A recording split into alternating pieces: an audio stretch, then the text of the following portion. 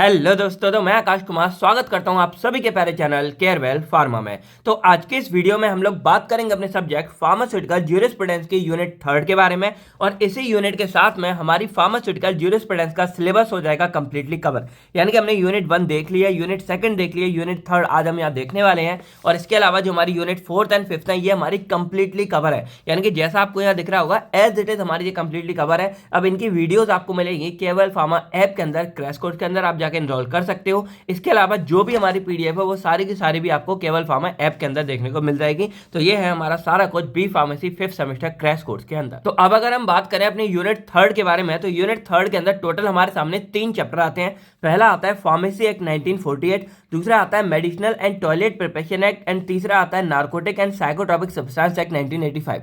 अब जो हमारी आज की वीडियो है इसमें इन तीनों ही चैप्टर को हम टोटली कवर करने वाले हैं। यानी कि ये रहने वाली है हमारी एक वन शॉट वीडियो, और इसी के साथ में सारा का सारा जो हमारा ज्यूरिस्प्रूडेंस का सिलेबस है वो हो जाएगा कंप्लीटली कवर। तो सबसे पहले हम बात करते हैं इसी सब्जेक्ट के मोस्ट इंपोर्टेंट क्वेश्चंस के बारे में। तो जो हमारी यूनिट 3 है इसके अंदर टोटल हमारे सामने 3 क्वेश्चन आते हैं जो काफी ज्यादा इंपॉर्टेंट है। पहला आता है right a details note on pharmacy act 1948। अब इसके अंदर 4 सब पार्ट आते हैं और ये वाला जो पार्ट है वो पूरी यूनिट का सबसे ज्यादा इंपॉर्टेंट पार्ट है। पहला इसमें हमारा आता है फार्मेसी काउंसिल ऑफ इंडिया यानी कि पीसीआई के बारे में। अब हम लोग ऑलरेडी जानते हैं कि पीसीआई हमारे लिए कितनी इंपॉर्टेंट है और बहुत ज्यादा। यानी कि आप लोग जो सिलेबस पढ़ रहे हो, जो सिलेबस हमारा बनाया गया है, जो मैं आप लोग को पढ़ा रहा हूँ, सारा का सारा हमारा पीसीआई के अंडर आता है। यानी कि पीसीआई ही इसको रेगुलेट कर रहा है। तो ये हमारे लिए बहुत इंपॉर्टेंट टॉपिक है। उसके बाद नेक्स्ट हमारा आता है एजुकेशन रेगुलेशन। अब ये भी हमारा जो है पीसीआई के अंडर ही आता है, एक टर्म है, इसको हम आगे समझेंगे। देन हमारा अगर पीसीआई वाला मालूम नहीं आता है तो हमारा जो सेकंड मोस्ट इंपोर्टेंट पार्ट बनता है इस वाले क्वेश्चन से, वो बनता है कि राइटर रोल ऑफ फार्मासिस्ट। यानी कि हम लोग जो उसका मतलब रोल क्या होता है। Then procedure for registration of pharmacist, यानी कि हमारी अगर डिग्री कंप्लीट हो जाती है तो हम लोग अपना रजिस्ट्रेशन कैसे करेंगे। और देन यहाँ पे आखिरी वाला पार्ट आता है इस वाले क्वेश्चन का, state and joint state pharmacy council यानी कि एसपीसी के बारे में, और इनके फंक्शन हमारे एक्चुअल में क्या होते हैं। ये सारा का सारा फंडा हमारे यूनिट क्वेश्चन नंबर 1 के अंदर आता है। देन सेकंड हमारा क्वेश्चन बनता है explain the procedure for obtaining the licence to manufacture medicinal and toilet preparation containing alcohol and other narcotic substance. तो ये हमारी कुछ प्रिपरेशन होती है, इसको बनाने के लिए आपको लाइसेंस की रिक्वायरमेंट है। तो वो लाइसेंस कैसे मिलेगा, वो प्रोसीजर सारा हमको यहाँ बताना है। देन यहाँ पे हमको पेटेंट और अपोजिशन के लिए भी प्रोसीजर बताना है। देन हमारे यहाँ पे थर्ड क्वेश्चन आता है right a note on narcotic and psychotropic substance act 1985। अब इस एक्ट के बारे में हमें पूरी बात करनी है, पर मेनली हमें जो इसके बारे में बात करनी है वो हमारी रहेगी एनपीसीसी यानी कि narcotic and psychotropic consultative committee. और आखिरी में एक छोटा सा पार्ट हमारा आता है cultivation and production of opium. तो ये थे हमारे पूरे के पूरे यूनिट 3 के मोस्ट इंपोर्टेंट क्वेश्चन के बारे में। आई होप आपको समझ आ गया होगा कि भाई इंपोर्टेंट क्या है और पेपर में किस तरह हमारे क्वेश्चंस आते हैं। तो अब हमारा नेक्स्ट पार्ट आता है यानी कि मोस्ट इंपोर्टेंट पार्ट आता है फार्मेसी एक्ट के बारे में। तो देखो इस टॉपिक को शुरू करें उससे पहले एक छोटी सी शायरी कि इस टॉपिक को आप लोग नहीं कर सकते बिल्कुल भी निग्लेक्ट। और आज हम बात करने वाले अपने मोस्ट इंपोर्टेंट टॉपिक जिसका नाम है फार्मेसी एक्ट। तो अगर हम इस वाले क्वेश्चन के बारे में बात करें तो टोटल यहाँ पे 4 सब पार्ट है, लेकिन पहले हम समझते हैं कि फार्मेसी एक्ट हमारा एक्चुअल में होता क्या है। तो देखो सिंपल सा क्लियर मतलब क्या होता है कि the pharmacy act 1948 is a central legislation enacted to regulate the profession of pharmacy in India. यानी कि सिंपल सा फंडा ये है कि जो फार्मेसी एक्ट है वो हमारे ऑल ओवर इंडिया के अंदर जो हमारा फार्मेसी का प्रोफेशन है, यानी कि जो हमारा कोर्स है, जो भी इसके बैक एंड काम चल रहा है, जो फ्रंट एंड काम चल रहा है, सभी को मैनेज करना और सभी को रेगुलेट करना हमारा सारा का सारा आता है फार्मेसी एक्ट के अंदर। यानी कि ये इंश्योर करता है कि केवल हमारे क्वालिफाइड और रजिस्टर्ड जो फार्मासिस्ट है वही केवल हमारे इंडिया के अंदर दवाइयों को बेचेंगे, पब्लिक हेल्थ को प्रोटेक्ट करेंगे और एक प्रोफेशनल स्टैंडर्ड सेट करेंगे। यानी कि ओवरऑल अगर देखा जाए तो फार्मेसी एक्ट का सिंपल सा एक लाइन में मतलब ये है to regulate the profession of pharmacy in India. अब ये आखिर बनाया क्यों गया था, इसके उद्देश्य हमारे क्या थे। तो यहाँ पे नॉर्मली क्या है, to regulate the education and practice of pharmacy. यानी कि जो हम फार्मेसी कर रहे हैं उसकी जो एजुकेशन है, यानी कि जो हम पढ़ाई वगैरह कर रहे हैं, जो प्रैक्टिस है उसको एक तरह से रेगुलेट करना। Central and state register of pharmacist को रेगुलेट करना। इसके अलावा जो हमारे स्टैंडर्डाइज फार्मेसी एजुकेशन है, यानी कि कहीं पे एजुकेशन अगर फार्मेसी की चल रही है तो एक स्टैंडर्ड सेट होता है। यानी कि आपको पता है कि अभी 4 साल की हमारी स्टडी होती है, 8 सेमेस्टर होते हैं, उसके बाद हर एक में आपको लैब भी लेनी पड़ती है, आपके इतने एग्जाम होते हैं, इतना सीजीपी है। तो ये क्या है, एक स्टैंडर्ड सेट है। यानी कि अब क्या है कि अगर मान लो कोई बंदा आपसे बोले कि मैं तो भाई फार्मेसी मतलब मैं तो भाई फार्मेसी क्वालिफाइड हूँ, मैं तो कंप्लीट कर चुका हूँ, यानी कि मैंने बी फार्मा कंप्लीट किया है, तो एक आपको आइडिया लग जाएगा कि अगर इस बंदे ने बी फार्मा कंप्लीट किया है मतलब ये 4 साल पढ़ भी चुका है और इसको इतनी नॉलेज है, इतने सब्जेक्ट के बारे में पता है। तो ये हमारा क्या है कि स्टैंडर्ड सेट हमारा हो चुका है। इसके अलावा to prevent unqualified person from practising pharmacy, यानी कि जो कोई फार्मेसी प्रैक्टिस कर रहा है, दवाइयां दे रहा है, जो क्वालिफाइड नहीं है, जाने की डिग्री नहीं ली है, वो अगर दे रहा है तो उसको भी प्रिवेंट करना कि भाई ऐसा कोई भी दवाइयां ना बेचे। और सबसे important to stabilise pharmacy council of India यानी कि पीसीआई को स्टेबलाइज करना, इसके अलावा हमारी स्टेट फार्मेसी काउंसिल को स्टेबलाइज करना। और ओवरऑल क्या आता है कि to ensure safe and correct dispensing of medicine, यानी कि जो भी दवाई हमारी इंडिया में दी जा रही है वो हमारी सेफ रहे और करेक्ट डोज में दी जाए। तो ये थे हमारे थे कि इसलिए बनाया गया, लेकिन अब एक्चुअल रीजन जानते हैं कि भाई हमारा क्या हुआ था कि आखिर हमें इस वाले एक्ट की जरूरत पड़ी। तो ना थोड़ा सा हम पीछे चलते हैं अपनी हिस्ट्री में, क्योंकि वहीं से हमारी सबकी शुरुआत होती है। तो जस्ट इमेजिन करो कि एक 1930 से 1940 का जमाना चल रहा है और उस टाइम एकदम देखो थोड़ा सोचा करो तो एकदम ब्लैक एंड व्हाइट सारी दुनिया आ जाती है। तो वहां पे क्या है कि ना कोई कॉलेज है, ना कोई डिग्री है और ना ही कोई क्वालिफाइड पर्सन है, यानी कि नॉर्मल ऐसे ही चल रहा है। यानी कि एक तरह से देखा जाए फार्मासिस्ट का कोई कंसेप्ट ही नहीं है। अब मान लो आप पहुंच गए, आप आज के जमाने के पढ़े लिखे हो, तो आपको ना ये बड़ा अजीब लगेगा कि भाई कोई भी दवाई दे रहा है, उसने ना कोई अच्छे से पढ़ाई किया, यानी कि 6वीं फेल हो 8वीं फेल हो, बस उसको क्या दवाई अरेंज हो गई तो वह दवाई देना शुरू कर देता है। यानी कि ओवरऑल क्या देखा जा रहा है कि कोई स्टैंडर्ड नहीं था हमारा फार्मेसी के लिए। यानी कि अगर उस टाइम आपको कोई कह रहा है कि आप फार्मासिस्ट हो तो ये नहीं बता सकते कि उसने भाई एक्चुअल में डिग्री की है या नहीं की है, क्योंकि बहुत सारे फेक फार्मासिस्ट भी थे, नकली भी थे। और उनका सिंपल ये था कि कोई भी दवा बेच रहा था, लिटरली कोई भी हमारा उस टाइम दवा बेच रहा था। और जब बिना पढ़ा लिखे लोग दवाई बेचेंगे तो आपको पता क्या होगा कि भाई जो दवाई इंसान को बचाती है ना, वो इंसानों की जान लेना शुरू कर देती है। और इसका रिजल्ट क्या होता है कि जो हम लोग की पब्लिक हेल्थ है, यानी कि ओवरऑल जो पब्लिक हेल्थ है वो हाई रिस्क में आ जाती है और ओवरऑल जो डेथ रेट है वो बढ़ने लगता है। तो एक हाई अलर्ट जारी हो जाता है और जब हाई अलर्ट जारी हो जाता है तब भाई ये रियलाइज होता है कि भाई अब जो है हमें एक प्रॉपर लॉ की जरूरत है। यानी कि तब क्या होता है कि जो हमारी गवर्नमेंट है उसके पास कंप्लेंट आना शुरू हो जाते हैं कि बहुत सारी फेक दवाइयां दी जा रही हैं। उसके बाद जो आपको पता है ह्यूमन कमीशन वाले ये सब होते हैं, वही सब इनको देखते हैं। फिर उसके बाद गलत डोज दी जा रही है, फिर अनप्रोफेशनल और अनक्वालिफाइड पर्सन है वो वही दवाइयों को बेच रहे हैं। तो इससे ये क्लियर हो गया कि अब जो हमारा इंडिया है उसको एक ऐसे लॉ की जरूरत है जो इन सब फार्मेसी वाली चीजों को कंट्रोल कर सके। यानी कि हमारे जो फार्मासिस्ट है, कौन दवाई दे सकता है, कौन दवाई नहीं दे सकता, कैसे बनेंगे, इन सब को कंट्रोल कर सके। और इसीलिए हमारे गवर्नमेंट ने डिसाइड किया कि वो एक एक्ट बनाएंगे जो कंट्रोल करेगा फार्मेसी एजुकेशन को, पूरा रजिस्ट्रेशन सिस्टम को। जो आज हम रजिस्टर करते हैं बीफार्मा के बाद, फिर केवल क्वालिफाइड पर्सन डिस्पेंस करेंगे मेडिसिन को। और ओवरऑल देखा जाए तो हमारी पूरी की पूरी फार्मेसी प्रोफेशन को ही कंट्रोल करेंगे। तो इसी उद्देश्य के साथ हमारी 1948 में बनाई गई फार्मेसी एक्ट, जिसका सिर्फ एकमात्र उद्देश्य क्या था, to regulate the profession of pharmacy in India. अब ये बन गई, उसके बाद क्या क्या हुआ, तो इनके बनने के बाद इन्होंने ये काम तो किया कि इन्होंने रेगुलेट किया प्रोफेशन ऑफ फार्मेसी को, लेकिन इसके बाद इन्होंने डिसाइड किया कि who can be a pharmacist. यानी कि अगर हम फार्मेसी बन रहे हैं तो हम रजिस्टर कर रहे हैं तभी तो फार्मासिस्ट कहला रहे हैं। तो कौन फार्मासिस्ट बन सकता है, बनने के लिए आपको मिनिमम क्वालिफिकेशन क्या चाहिए, दवाइयों को कौन बेच सकता है, और एक स्टैंडर्ड फार्मासिस्ट तैयार करना। यानी कि अगर कोई फार्मेसी, मान लो अगर कोई बोले ना कि ये बंदा फार्मासिस्ट है, तो आज के जमाने में हम इधर डिसाइड कर सकते हैं कि 4 साल पढ़ाई और ये सारा कुछ रिकॉल हो जाएगा कि भाई ये पढ़ा लिखा बंदा है। और इसके लिए हमें क्या चाहिए, स्टैंडर्ड कॉलेज चाहिए। क्योंकि हम लोग जो फार्मासिस्ट बनते हैं उसकी शुरुआत हमारी कहां से हो जाती है, कॉलेजिंग से शुरू हो जाती है। यानी कि कॉलेज में आप जितना इंटरेस्ट दिखा रहे हो, लैब में जा रहे हो, बना के देख रहे हो छोटी मोटी मतलब दवाइयां मेडिसिन, और जितना फोकस दिखा रहे हो वो सब आपका डिसाइड करता है कि आप आगे जाके कैसे फार्मासिस्ट बनोगे। तो इसीलिए आपका स्टैंडर्ड कॉलेज होना चाहिए। यानी कि अगर आपका कॉलेज अच्छा है तो भाई आपने पढ़ाई भी अच्छी की होगी, क्योंकि कॉलेज वाले प्रेशर डालेंगे तो आपको पढ़ना ही पड़ता है। तो ये स्टैंडर्ड कॉलेज को सेट करना, इसके अलावा ओवरऑल जो हमारी कंप्लीट रजिस्ट्रेशन प्रोसेस है उसको बनाना, तो ये सारे के सारे काम हमारे फार्मेसी एक्ट ने किए। और इन सबको मैनेज करने के लिए हमारे फार्मेसी एक्ट ने यहाँ पे 2 ऑर्गेनाइजेशन बनाई, एक हमारी बनाई पीसीआई और एक हमारी बनाई एसपीसी। अब जो पीसीआई है उसकी फुल फॉर्म क्या है, फार्मेसी काउंसिल ऑफ इंडिया, जो हमारी मेन होती है, और एक हमारी एसपीसी है, उनकी फुल फॉर्म क्या है, स्टेट फार्मेसी काउंसिल।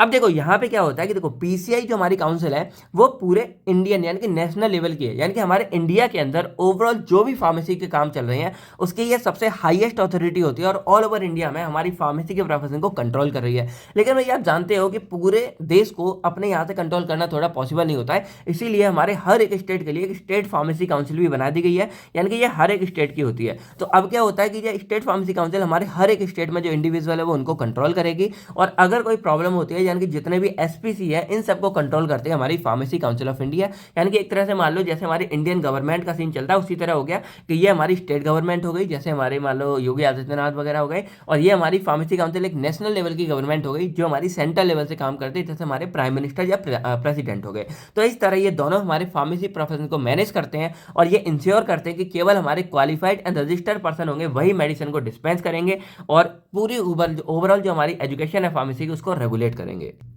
अब आपको यहाँ पे लिख के क्या आना है, हमने ऑलरेडी डिस्कस कर लिया है। अब हम बात करते हैं थोड़े इसके एडवांटेजेस के बारे में कि भाई ये बनाया गया तो हमें फायदा क्या होगा। पैसे तो हमने बात कर ही ली है कि ये इंश्योर कर रहा है कि केवल ट्रेंड फार्मासिस्ट ही हमारी दवाइयों को डिस्पेंस करेंगे। जो हमारी फार्मेसी की ओवरऑल एजुकेशन है वो पूरे इंडिया में यूनिफॉर्म है, यानी कि पीसीआई अगर रेगुलेट कर रहा है तो ऐसा नहीं है कि किसी स्टेट में 4 साल की बी फार्मेसी, किसी में 3 साल की है। हर एक स्टेट में हमारी जो है यूनिफॉर्म है और यही इसका मेन काम है। इसके अलावा ये लीगल रिकॉग्निशन देते हैं हमारे प्रोफेसर ऑफ फार्मेसी को, यानी कि अगर आज हम फार्मासिस्ट हैं और अगर हम कहीं जाते हैं तो हमें इज्जत मिलेगी जो जानते हैं। देखो ऐसा नहीं है जो आजकल की लेटेस्ट जनरेशन आई है वो कहती है कुछ भी नहीं है। अगर आप एक्चुअल में जानोगे, सीनियर स्टैंडर्ड पे जानोगे, तो फार्मेसी के अंदर भी स्पेशल लोग बैठे हैं जो पूरे प्रोफेशन को हैंडल कर रहे हैं और इसके अलावा उनकी इज्जत भी है। यानी कि आज भी लोग लाख, 1.5 लाख, 2-2, 5-5 लाख तक सैलरी उठा रहे हैं इसी फार्मेसी की वजह से और उनको रिस्पेक्ट मिलती है। आप स्टार्टिंग वाले प्रोफेशन के हो, जब आप एकदम एक्सपीरियंस ले लोगे, सीख जाओगे, उसके बाद आपको भी रिस्पेक्ट मिलेगी। देन इसने पीसीआई हमारी बनाई जो नेशनल लेवल की रेगुलेशन थी, जिन्होंने पूरा कुछ हमारा हैंडल किया और इसके अलावा ओवरऑल जो हमारी पेशेंट की सेफ्टी थी और पब्लिक हेल्थ थी वो हमारी इंप्रूव हुई है। तो ये हमारे कुछ फायदे थे जिसकी वजह से हमारा फार्मेसी एक्ट यहाँ पे बनाया गया था और उसने अपना काम भी किया। अब हम बात करते हैं अपने क्वेश्चन के बारे में, यानी कि एक ब्रीफ इंट्रो हमको मिल गया ओवरऑल फार्मेसी एक्ट के बारे में। तो इसमें हमारा पहला आता है फार्मेसी काउंसिल ऑफ इंडिया, यानी कि पीसीआई के बारे में। तो अगर हम यहाँ पे पीसीआई के बारे में बात करें, देखो पीसीआई एक स्टैट्यूटरी बॉडी होती है, यानी कि देखो एक ऐसी ऑर्गेनाइजेशन है जो हमारी गवर्नमेंट के लॉ के द्वारा बनाई गई है और पास है, यानी कि एकदम नेशनल लेवल की है और लीगल है। अब ये बॉडी हमारी फार्मेसी एक्ट 1948, यानी कि जिस एक्ट के बारे में पढ़ रहे हैं, इसके सेक्शन 3 के अंदर बनाई गई है और इनका मेन काम यही है कि ओवरऑल पार्ट में, यानी कि हम यहाँ देख रहे थे कि इतने सारे काम है, इसमें जो मेन एजुकेशन वाला काम है वो सारा का सारा हमारा पीसीआई देखती है। यानी कि it regulate pharmacy education and profession across India to ensure that only qualified pharmacist dispense medicine and maintain public health standard. It reconstitute after every 5 साल। यानी कि मेन यही था कि ये जो पूरी पीसीआई है ये हमारी पूरे ओवरऑल फार्मेसी एजुकेशन को रेगुलेट करती है और चेक करती है कि सारा कुछ चल रहा है। अब इसके अंदर हमारे लगभग जो है 35-40 लोग होते हैं। अब इसमें आपको आगे पता चलेगा कौन कौन होते हैं। और ये जो हमारे लोग मेंबर बनाए जाते हैं ये हर 5 साल में दोबारा इनका गठन होता है, यानी कि दोबारा रिकंस्टिट्यूट किए जाते हैं। अब इसके ऑब्जेक्टिव के बारे में बात की जाए तो to approve pharmacy institution and courses, यानी कि हमारे जो इंस्टीट्यूट वगैरह हो गए, कोर्स वगैरह हो गए, उनको अप्रूव करना। To coordinate with state pharmacy council, हमारी एसपीसी, जो मैंने आपको बोला था कि हमारी ओवरऑल जो पीसीआई है वो नेशनल लेवल की है और जो हमारी एसपीसी है वो स्टेट लेवल की है। तो जो पीसीआई है वो इनके साथ रेगुलेट करके काम करती है, यानी कि हर एक स्टेट को देखेगी। तो यहाँ पे क्या है कि कोऑर्डिनेट कर रही है हमारी एसपीसी के साथ में। Then to maintain central register of pharmacy.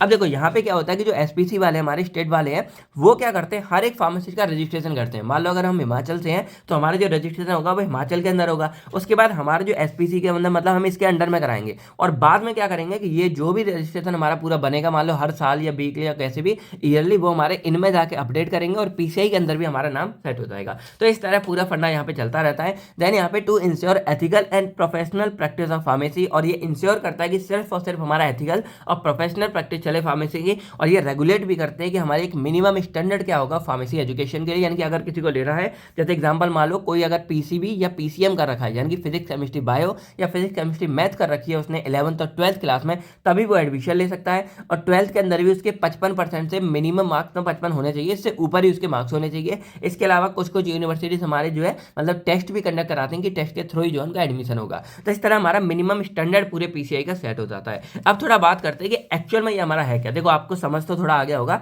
बाकी एक एग्जांपल से अगर समझते हैं तो मान लो यहाँ पे क्या है कि पीसीआई हमारा नहीं है। जस्ट इमेजिन करो कि मान लो हमारे देश में पीसीआई नहीं है लेकिन फिर भी जो है एजुकेशन को रेगुलेट करना है। तो मान लो यहाँ पे क्या है कि मान लो 4 स्टेट है और सब अपने मन मर्जी कर रहे हैं। मान लो यहाँ एक स्टेट है और इसने क्या किया कि 6 महीने की यहाँ पे बीफार्मा कर दी, 6 साल की जगह 6 महीने में कि जल्दी जल्दी आपको ये सब कराएंगे और कर देंगे। कोई स्टेट है वहाँ पे 4 साल की हो रही है। तो अगर भाई ये 6 महीने की है, उधर 4 साल की है, और अगर वो यहाँ पे मान लो किसी दूसरे स्टेट में जाते हैं तो हम इस 6 महीने वाले को कैसे सेटिस्फाई करेंगे कि भाई तुम्हें उतनी ही नॉलेज है जितनी हमारे बी वाले को जिसने 4 साल में की है। तो हम इन दोनों को कोई मैच ही नहीं कर सकते हैं। और यही रीजन है यहाँ पे कि भाई हमारी जो पीसीआई ने एक स्टैंडर्ड सेट किया है कि अगर कहीं भी स्टडी हो रही है ऑल ओवर इंडिया में वो 4 साल की होगी, उनको लैब वर्क करना पड़ेगा, वो एग्जाम वगैरह भी देंगे और ट्रेनिंग सेशन भी लेंगे। और ये सब के बाद एक ओवरऑल हमें आइडिया लग जाता है कि अगर कोई फार्मासिस्ट है उसको कितनी लेवल है, यानी कि उसका लेवल कितना सेट है, उसका स्टैंडर्ड कितना है, लेवल सबके निकलेंगे और उसको नॉलेज कितनी है। तो इस सब के लिए यहाँ पे डिसाइड किया गया है। जैसे हमारी जो बी फार्मा है वो सिर्फ 4 साल की होगी,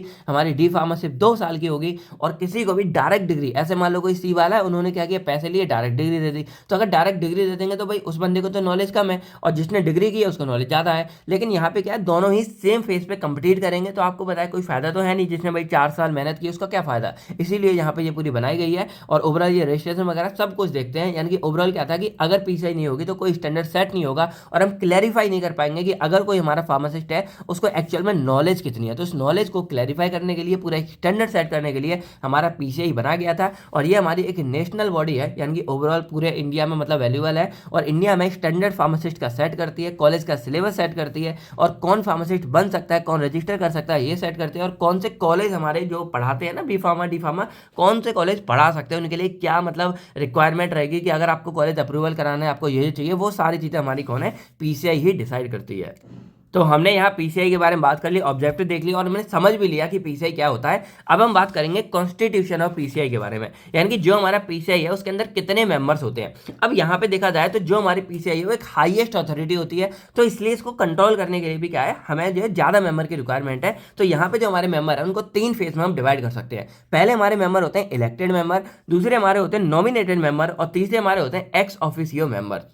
अब जो हमारे इलेक्टेड मेंबर है, नाम से क्या समझ आ रहा है, जैसे इलेक्शन से रिलेटेड है, तो यहाँ पे क्या होता है कि ये मेंबर हमारे इलेक्शन के थ्रू यानी कि वोटिंग के थ्रू डिसाइड किए जाते हैं। लेकिन ये जो वोटिंग है वो हम जैसी पब्लिक नहीं करती है, ये हमारे करते हैं जो कुछ ऊपर की अथॉरिटी होती है। जैसे इलेक्टेड में देखा जाए तो यहाँ पे 6 मेंबर हमारे इलेक्ट किए जाते हैं यूजीसी यानी कि यूनिवर्सिटी ग्रांट कमीशन के द्वारा। अब जिनको यूजीसी नहीं पता उनको बता देंगे, जो हमारे अंडर ग्रेजुएट वाले कोर्स हैं यानी कि जैसे 12th के बाद जस्ट होते हैं, जैसे हमारा बी फार्मा हो गया या नॉर्मल डी फार्मा, तो ऐसे जो यूनिवर्सिटी मतलब अंडर ग्रेजुएट वाले कोर्स होते हैं उनको हमारा मतलब रेगुलेट करती है यूजीसी यानी कि यूनिवर्सिटी ग्रांट कमीशन। और ये हमारे क्या करते हैं, फार्मेसी टीचर के अंदरों से यानी कि चूज कर करके हमारे कोई 6 मेंबर जो है इलेक्ट करते हैं इस पीसीआई के अंदर में, ठीक है। इसके अलावा ये जो मेंबर होंगे ये हमारे फार्मास्यूटिकल केमिस्ट्री के हो सकते हैं, फार्मेसी के हो सकते हैं, फार्माकोलॉजी के हो सकते हैं, फार्माकोग्नोसी के हो सकते हैं। तो बस हमारी यूजीसी ने 6 मेंबर को इलेक्ट कर दिया। इसके बाद यहाँ पे कोई एक मेंबर हमारे होंगे, वो होते हैं मेडिकल काउंसिल ऑफ इंडिया यानी कि एमसीआई। अब देखो जैसे हमारी pharmacy council of India PCI है जो हमारी ओवरऑल इंडिया की फार्मेसी को रेगुलेट करती है,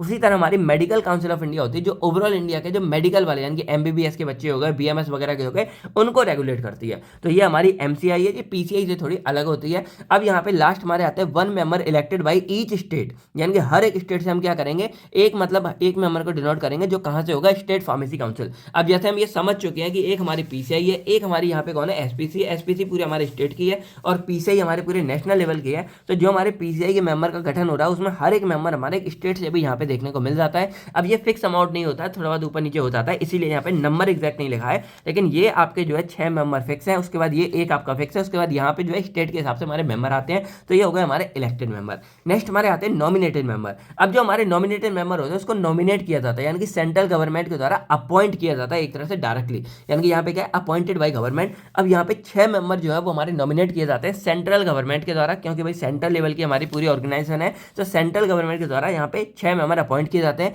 जिनमें से जो 4 होंगे ना वो एटलीस्ट हमारे रजिस्टर्ड फार्मासिस्ट होंगे। भाई फार्मासिस्ट होंगे तभी तो अपना काम कर पाएंगे, तो 4 तो एटलीस्ट हमारे रजिस्टर्ड फार्मासिस्ट होने चाहिए। बाकी 2 हमारे और हायर अथॉरिटी के हो सकते हैं क्योंकि गवर्नमेंट अपना काम करती है, लेकिन वैसे तो ट्राई करते हैं कि मोस्टली 6 के 6 पीपल हमारे रजिस्टर्ड फार्मासिस्ट हो। इसके बाद जो एक मेंबर है वो हमारा नॉमिनेट भी किया जाता है यूनिवर्सिटी ग्रांट कमीशन के द्वारा। अब देखो नॉमिनेट क्या है, यहाँ पे चूज करते हैं, यानी कि मान लो यूजीसी है और यहाँ पे पूरा ये मान लो इस तरह से बैठे हुए, ठीक है, और यहाँ पे हमारे लगभग 10-20 लोग हैं। तो यहाँ पे क्या है कि एक तरह से वोटिंग करते हैं, यानी कि ये पूरी कमीशन है। अब ये डिसाइड करेगी कि इनमें से 4 लोग कौन जाएंगे। तो कोई डिसाइड करता है कि भाई यहाँ पे आकाश को ले लेते हैं, तो वो डिसाइड करेंगे कि आकाश को कौन कौन चाहता है कि इलेक्टेड मेंबर में जाए। तो यहाँ पे हाथ उठाते हैं, आपने देखा होगा ऐसे ऐसे पार्टी बदल जाती है, इस साइड के हाथ उठाएंगे, इस साइड के हाथ उठाएंगे, और जिसके खिलाफ वोट ज्यादा आएंगे वो यहाँ पे डिसाइड कर लिया जाता है। तो ये इस तरह हो रहा है। लेकिन जो नॉमिनेटेड है वो डायरेक्टली हमारे चूज किए जाते हैं, यानी कि जो हमारी गवर्नमेंट होगी, सेंट्रल गवर्नमेंट होगी, वो डायरेक्टली यहाँ पे कोई 6 मेंबर का नाम दे सकती है और उनको चूज करेगी। तो ये डायरेक्टली हो गए मतलब यहाँ पे नॉमिनेटेड मेंबर।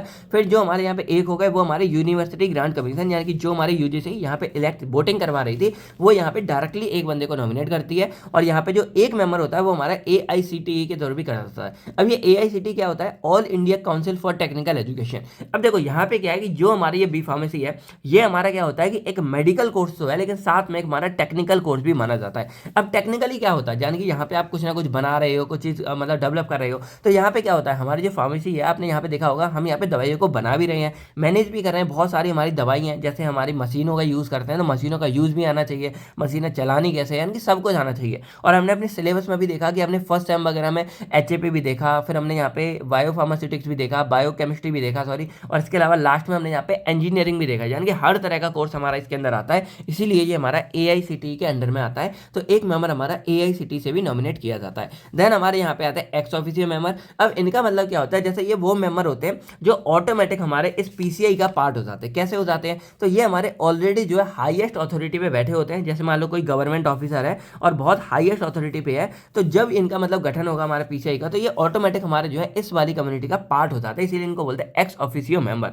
अब एग्जांपल माना जाए, जैसे मान लो आपके घर का कोई बड़ा है, जैसे मान लो आप हो गए, बहुत बड़े भाई हो गए, आप घर के सब मैनेज करने लगे, तो अब अगर आपके पापा जी कोई भी डिसीजन लेंगे तो वो ऑटोमेटिक आपका डिसीजन पूछेंगे कि भाई तुम क्या चाहते हो बेटा, तुम बताओ, क्योंकि तुम भी अब बड़े हो गए हो। तो यहाँ पे क्या है कि आपको वैसे नहीं डिसाइड किया गया, आप सिर्फ बड़े थे इसलिए आपको जो है फैमिली में इंक्लूड कर लिया गया आपके बड़े डिसीजन में। तो यही था एक्स ऑफिशियो कि ये भाई हमारे सबसे बड़े पोस्ट वाले होते हैं, इसीलिए इनको ऑटोमेटिक जो हमारे पीसीआई के अंदर ले लिया जाता है। अब यहाँ पे बात करें तो सबसे हमारे मेन आते हैं director general of health service, यानी कि ये हमारे सबसे बड़े पोस्ट के हो गए, यानी कि गवर्नमेंट इंडिया के जो हमारे हेल्थ सर्विस के मेन डायरेक्टर होते हैं वो यहाँ पे लिए जाते हैं। देन हमारा drug controller general of India, यानी कि ये हमारी डीसीजीआई है। अब इनके बारे में हमने ऑलरेडी जो अपनी यूनिट सेकंड में पढ़ा हुआ था। देन नेक्स्ट यहाँ पे आते हैं हमारे प्रेसिडेंट। देखो ये तो हमारे तीन हो गए, यानी कि यहाँ पे हमारे इलेक्टेड भी हो गए, नॉमिनेटेड भी हो गए, एक्स ऑफिशियो हो गए, तो ये तो हमारे मेन हो गए। लेकिन इनके अलावा एक हाईएस्ट अथॉरिटी जो हमने बोला था कि पीसीआई है, तो इनके लिए भी तो कोई हमारे मेन होते हैं जो इसके प्रेसिडेंट हो गए, वाइस प्रेसिडेंट हो गए। उनके बारे में अगर बात करें तो यहाँ पे हमारे वाइस प्रेसिडेंट और प्रेसिडेंट दोनों होते हैं। अब जो हमारे करंटली प्रेसिडेंट है वो हमारे थे डॉक्टर मोंटू एम पटेल,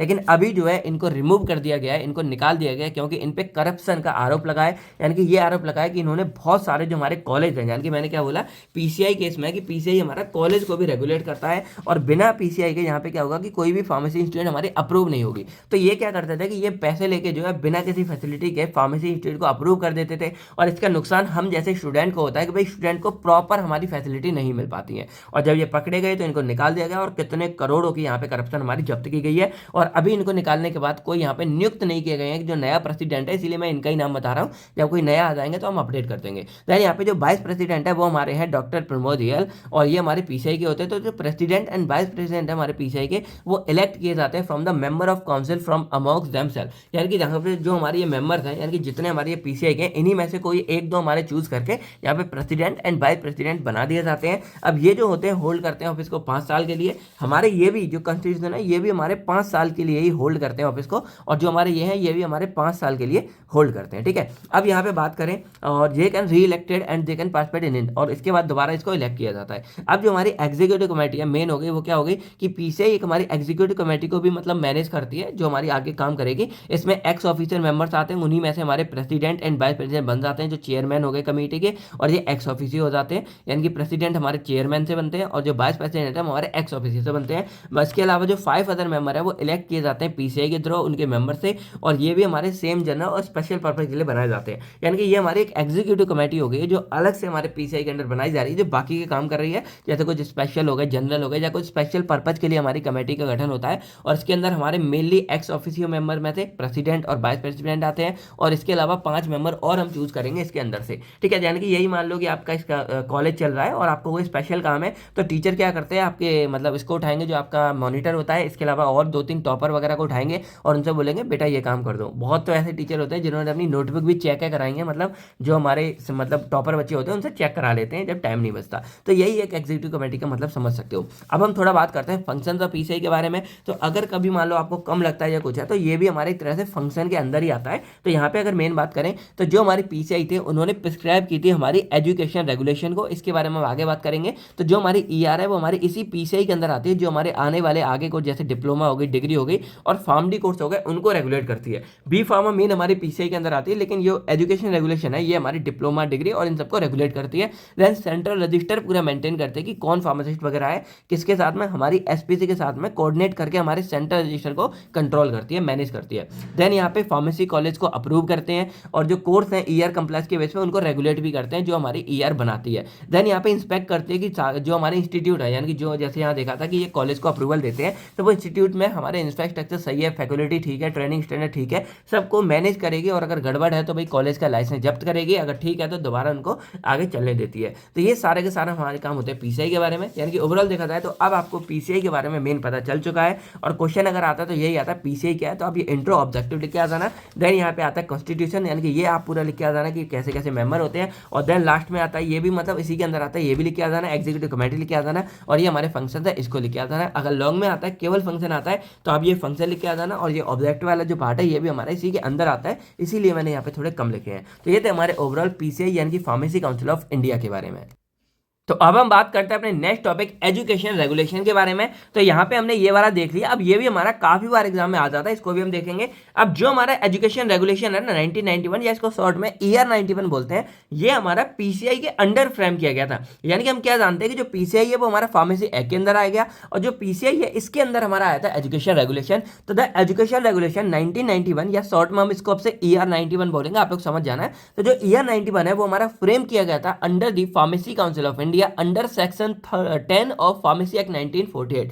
तो हमारा जो फार्मेसी एक्ट है उसके सेक्शन 3 के अंदर में हमारा पीसीआई आता है, और जो हमारा ये है यानी कि ER 91 है वो हमारा फार्मेसी एक्ट के सेक्शन 10 के अंदर आता है। अब ये जो रेगुलेशन है ये प्रिस्क्राइब करती है, यानी कि हमारी जो ओवरऑल एजुकेशन है फार्मेसी की उसका स्टैंडर्ड सेट यही कर रही है। और एजुकेशन, अब मैं चलो आपको समझा देता हूँ कि ER एक्चुअल में हमारी है क्या। तो अगर हम बात करें कि ER एक्चुअल में है क्या, तो ये कोई सेपरेट बॉडी नहीं होती है, बस एक तरह से मान लो कि कमेटी टाइप होती है। अब कमेटी टाइप का मतलब क्या है, तो जैसे अगर मैं आपको दिखाऊं कि मान लो ये पीसीआई की पूरी हमारी मेंबर की टीम है, यानी कि ये कॉन्स्टिट्यूशन है। अब यहाँ पे क्या डिसाइड किया गया कि जो पीसीआई है वो अपना काम कर रही है, यानी कि पूरे ऑल ओवर इंडिया को मैनेज कर रही है, लेकिन उन्होंने देखा कि जो हमारे कुछ कॉलेज है, यानी कि मान लो कुछ कॉलेज वगैरह है उनमें अच्छे से काम नहीं चल रहा है, या मान लो कुछ नए कॉलेज है और न्यू कॉलेज क्या चाहते हैं कि उनको भी क्या मिले, लाइसेंस मिले कि वो भी आगे अपने कॉलेज को चला सकें। तो इन सबको रेगुलेट करने के लिए क्या है कि हमारे पीसीआई को बार बार जाना पड़ता था और सारा खेल हो रहा था। तो पीसीआई ने सोचा कि भाई हम तो इतना रेगुलेट कर नहीं सकते क्योंकि हम तो और भी काम कर रहे हैं। तो पीसीआई ने क्या सोचा कि कुछ वोटिंग के द्वारा उन्होंने अपने ही पीसीआई के मेंबर्स के द्वारा, यानी कि जो मेंबर्स हैं इनके द्वारा एक नई कमेटी टाइप बना दी, और उसी नई कमेटी टाइप को हम यहाँ पे ER बोल देते हैं। अब ER एक्चुअल में वो कमेटी भी नहीं बोल सकते, वो मेंबर्स है, क्योंकि कमेटी की तरह होती है, लेकिन ER एक्चुअल में हमारी होती है रूल्स। यानी कि ER सिंपल बोला जाए तो एक तरह से बुक्स ही मान सकते हो, जिसमें कुछ हमारे रूल्स लिखे हुए हैं, और वो रूल्स लिखे हैं जो डिसाइड करते हैं हमारी फार्मेसी की स्टडी को, यानी कि जो हम लोग फार्मेसी पढ़ रहे हैं या पढ़ा रहे हैं उसका सारा का सारा सीन हमारे इसी ER के द्वारा डिसाइड किया जाता है। अब भाई कोई तो करेगा, तो इसीलिए यहाँ पे क्या है कि पीसीआई के अंदर के हमारे मेंबर थे उनकी वोटिंग कराई गई, और उन्हीं के द्वारा हमारे फाइनली ER के कुछ मेंबर्स डिसाइड कर लिए जाते हैं जो हमारे पीसीआई के अंदर के ही होते हैं, और वो पीसीआई का ही पार्ट होता है। ऐसा नहीं, आप सेपरेट नहीं बोल सकते हो, कमेटी टाइप है लेकिन वो पीसीआई का एक पार्ट होगा। और देन ये हमारी सेंट्रल गवर्नमेंट के पास भेजी जाती है, और वो ऑफिशियली जो इनको इन्फोर्स कर देते हैं, यानी कि ER को हमारी क्या है यहाँ पे पूरी वैल्यू मिल जाती है। देन ER का काम क्या होता है कि ये भाई कॉलेजों में जाएंगे, कॉलेजों में जाकर रिव्यू करते हैं, यानी कि ओवरऑल देखा जाए तो ER हमारी एक एजुकेशन मतलब कमेटी बन गई है एक तरह से। और इनका मेन काम क्या है कि हमारे सिलेबस को रिव्यू करेंगे, सिलेबस कैसा क्या चल रहा है, स्टैंडर्ड सेट करेंगे, टीचिंग करेंगे, रिक्वायरमेंट देखेंगे, और कई बार ये भी देखते हैं कि टीचिंग अच्छे से हो रही है या नहीं हो रहा है। कभी एक तरह से इंस्पेक्शन वगैरह भी कर सकते हैं, जो आपने देखा होगा ना इंस्पेक्शन के लिए आ रहे हैं तो वही हमारे ER के अंदर के लोग आते हैं। ऐसा नहीं है कि पीसीआई के डायरेक्ट चेयरमैन जा रहे हैं, जो हमारी ER बनी है इसी के अंदर के जो हमारे मेंबर्स हैं, जो कुछ मेंबर्स के द्वारा हमारी ER बनी है, यही हमारे कॉलेजों में जाकर इंस्पेक्शन वगैरह करते हैं, जगह जगह देखते हैं सब कुछ अच्छे चल रहा है कि नहीं चल रहा है। और अगर कोई नया कॉलेज है तो उसको भी जो है रेगुलेट करेंगे, उसको पूरा चेक करेंगे, इंस्पेक्ट करेंगे कि हमारा सब सही चल रहा है, और अगर सही चला देन ये हमारे कॉलेज को क्या करेंगे, अप्रूवल देंगे। और अगर बाद में भी कभी कोई गड़बड़ होती है ना तो ये अप्रूवल को छीन भी सकते हैं, यानी कि रिमूव भी कर सकते हैं, रिवोक भी कर सकते हैं। यानी कि ओवरऑल जो भी हमारा कॉलेज का फंडा है, पढ़ाई का फंडा है, सिलेबस का, स्टैंडर्ड का, टीचिंग का, रिक्वायरमेंट का, एवरीथिंग हमारी कौन रेगुलेट करता है, हमारा ER करता है। और ER हमारा क्या है, ER एक तरह से मान सकते हो ग्रुप ऑफ रूल्स है जो ये डिसाइड करता है कि हमारी फार्मेसी में कैसी स्टडी होनी चाहिए। ठीक है, तो ये केवल हमारी कोई सेपरेट बॉडी नहीं है, सिर्फ हमारे पीसीआई का एक पार्ट होता है, और इसमें कोई सेपरेट मेंबर्स भी नहीं होते। हमारे पीसीआई के जो कुछ मेंबर्स होते हैं उन्हीं के द्वारा हमारी ER बना दी जाती है। तो यहाँ पे लिखा गया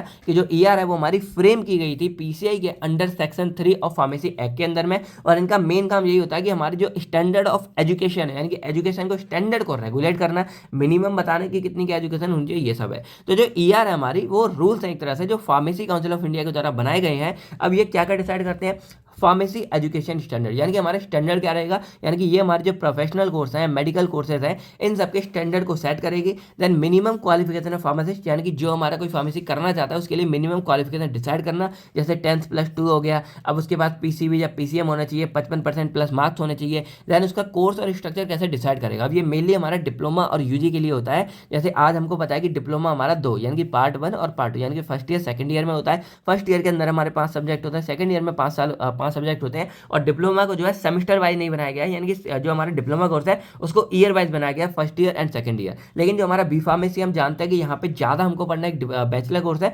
इसीलिए जो हमारा बी फार्म बनाया गया है वो हमारा सेमेस्टर वाइज बनाया गया है, जिससे हम 6 सेमेस्टर के दरमियान पढ़ेंगे और हमें ज़्यादा नॉलेज मिलेगी, हमको ज़्यादा सब्जेक्ट कवर करने हैं। तो इस तरह हमारा पूरा यहाँ पे स्ट्रक्चर बनाया जाता है। देन ये पूरा ये भी करता है कि जो हमारा कॉलेज है उसमें मिनिमम फैसिलिटीज़ कैसी होनी चाहिए, यानी कि क्या क्या अवेलेबल होना चाहिए, कितनी लैब होनी चाहिए, क्या क्या स्टैंडर्ड होना चाहिए। इसके बाद एग्जामिनेशन का पैटर्न हमारा क्या होगा, आपने देखा होगा 2 नंबर वाले इतने आते हैं, 10 वाले इतने आते हैं, 5 वाले इतने आते हैं, तो वो सब भी हमारा ईआर के द्वारा डिसाइड किया जाता है। देन प्रैक्टिकल ट्रेनिंग रिक्वायरमेंट, यानी कि अगर कोई है तो उसको प्रैक्टिकल ट्रेनिंग भी देनी होगी, इसीलिए ये लैब वगैरह डिसाइड करते हैं। और जो हमारा टाइम टेबल डिसाइड करते हैं स्टडी वाला, यानी कि कब कैसे पढ़ना है, उसमें आपने देखा होगा कि या तो शुरुआत से एंड तक आपका क्या होगा, कॉलेज चलेगा, और उसके बाद वाला आपका यहाँ पे लैब वगैरह चलते हैं, तो ऐसे पूरा डिसाइड करते हैं। यानी कि ईआर हमको ये बताती है कि how pharmacy education in India should run, यानी कि ओवरऑल हमारी फार्मेसी एजुकेशन के अंदर हम जो ओवरऑल हमारे इंडिया के अंदर हमारी फार्मेसी की एजुकेशन कैसे चलेगी।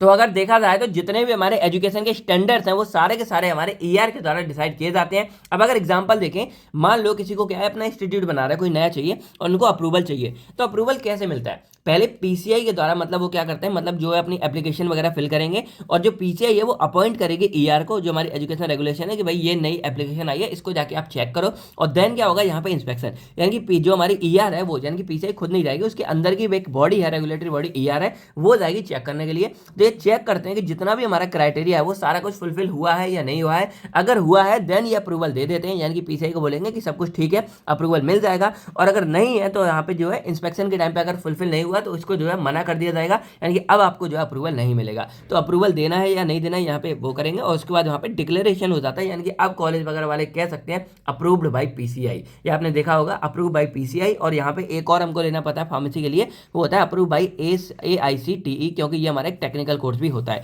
तो इन दोनों के अप्रूवल मिल जाता है, देन जाके हमारा कोई कॉलेज है वो रन होता है।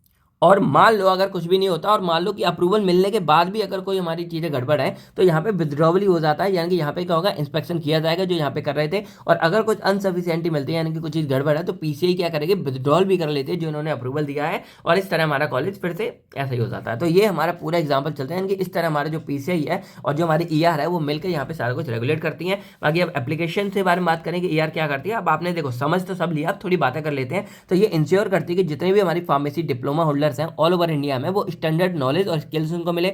देन ये लीगल फ्रेमवर्क वर्क प्रोवाइड करती है हमारी फार्मेसी एजुकेशन के लिए, और जो अनक्वालिफाइड प्रैक्टिस है उनको प्रिवेंट करती है। देन जो इंस्टीट्यूट हमारी होती है उनको मिनिमम स्टैंडर्ड सेट करना पड़ता है, जिससे उनको पीसीआई का अप्रूवल मिलता रहे, और इंश्योर कंसिस्टेंट क्वालिटी, यानी कि लगातार वो क्वालिटी मैनेज रहे जो हमारी किसी कॉलेज का नाम करती है। Then by training competent pharmacist, यानी कि जो हमारी फार्मासिस्ट वगैरह है उनको पूरी पूरी ट्रेनिंग वगैरह प्रोवाइड करनी, और जो ईआर 91 है वो इनडायरेक्टली इंश्योर करती है कि जो हमारी डिस्पेंसरी को मेडिसिन है वो सेफ है। अब इनडायरेक्टली इसलिए हो गया क्योंकि देखो ईआर 19 क्या कर रही है, हमारी एजुकेशन को देख रही है, और अगर आपको पता है कि एजुकेशन अच्छी है ना तो बाकी के सारे काम हमारे ऑटोमेटिक सही होंगे। और किसी ने क्या खूब कहा कि जो हमारी शिक्षा होती है वो सिरनी का दूध होता है, जो भी इसको पिएगा भाई ताकतवर हो जाएगा। तो भाई शिक्षा जहाँ पे बहुत जरूरी है, तो ईआर 91 हमारे शिक्षा को, एजुकेशन को रेगुलेट कर रही है, और इस वजह से हमारी आगे जो फार्मेसी है, यानी कि ओवरऑल जो हमारी डिस्पेंसिंग, क्योंकि पढ़े लिखे लोग करेंगे तो भाई डिस्पेंसिंग अच्छी होगी। और स्टार्टिंग में हमने क्या देखा था कि हमारे जो कोई थे बिना पढ़े लिखे लोग, पूरे फार्मेसी एक्ट में पढ़ा था, तो कोई भी हमारे बिना पढ़े लिखे लोग यहाँ पे दवाइयों को डिस्पेंस कर रहे थे, कुछ भी गड़बड़ कर रहे थे।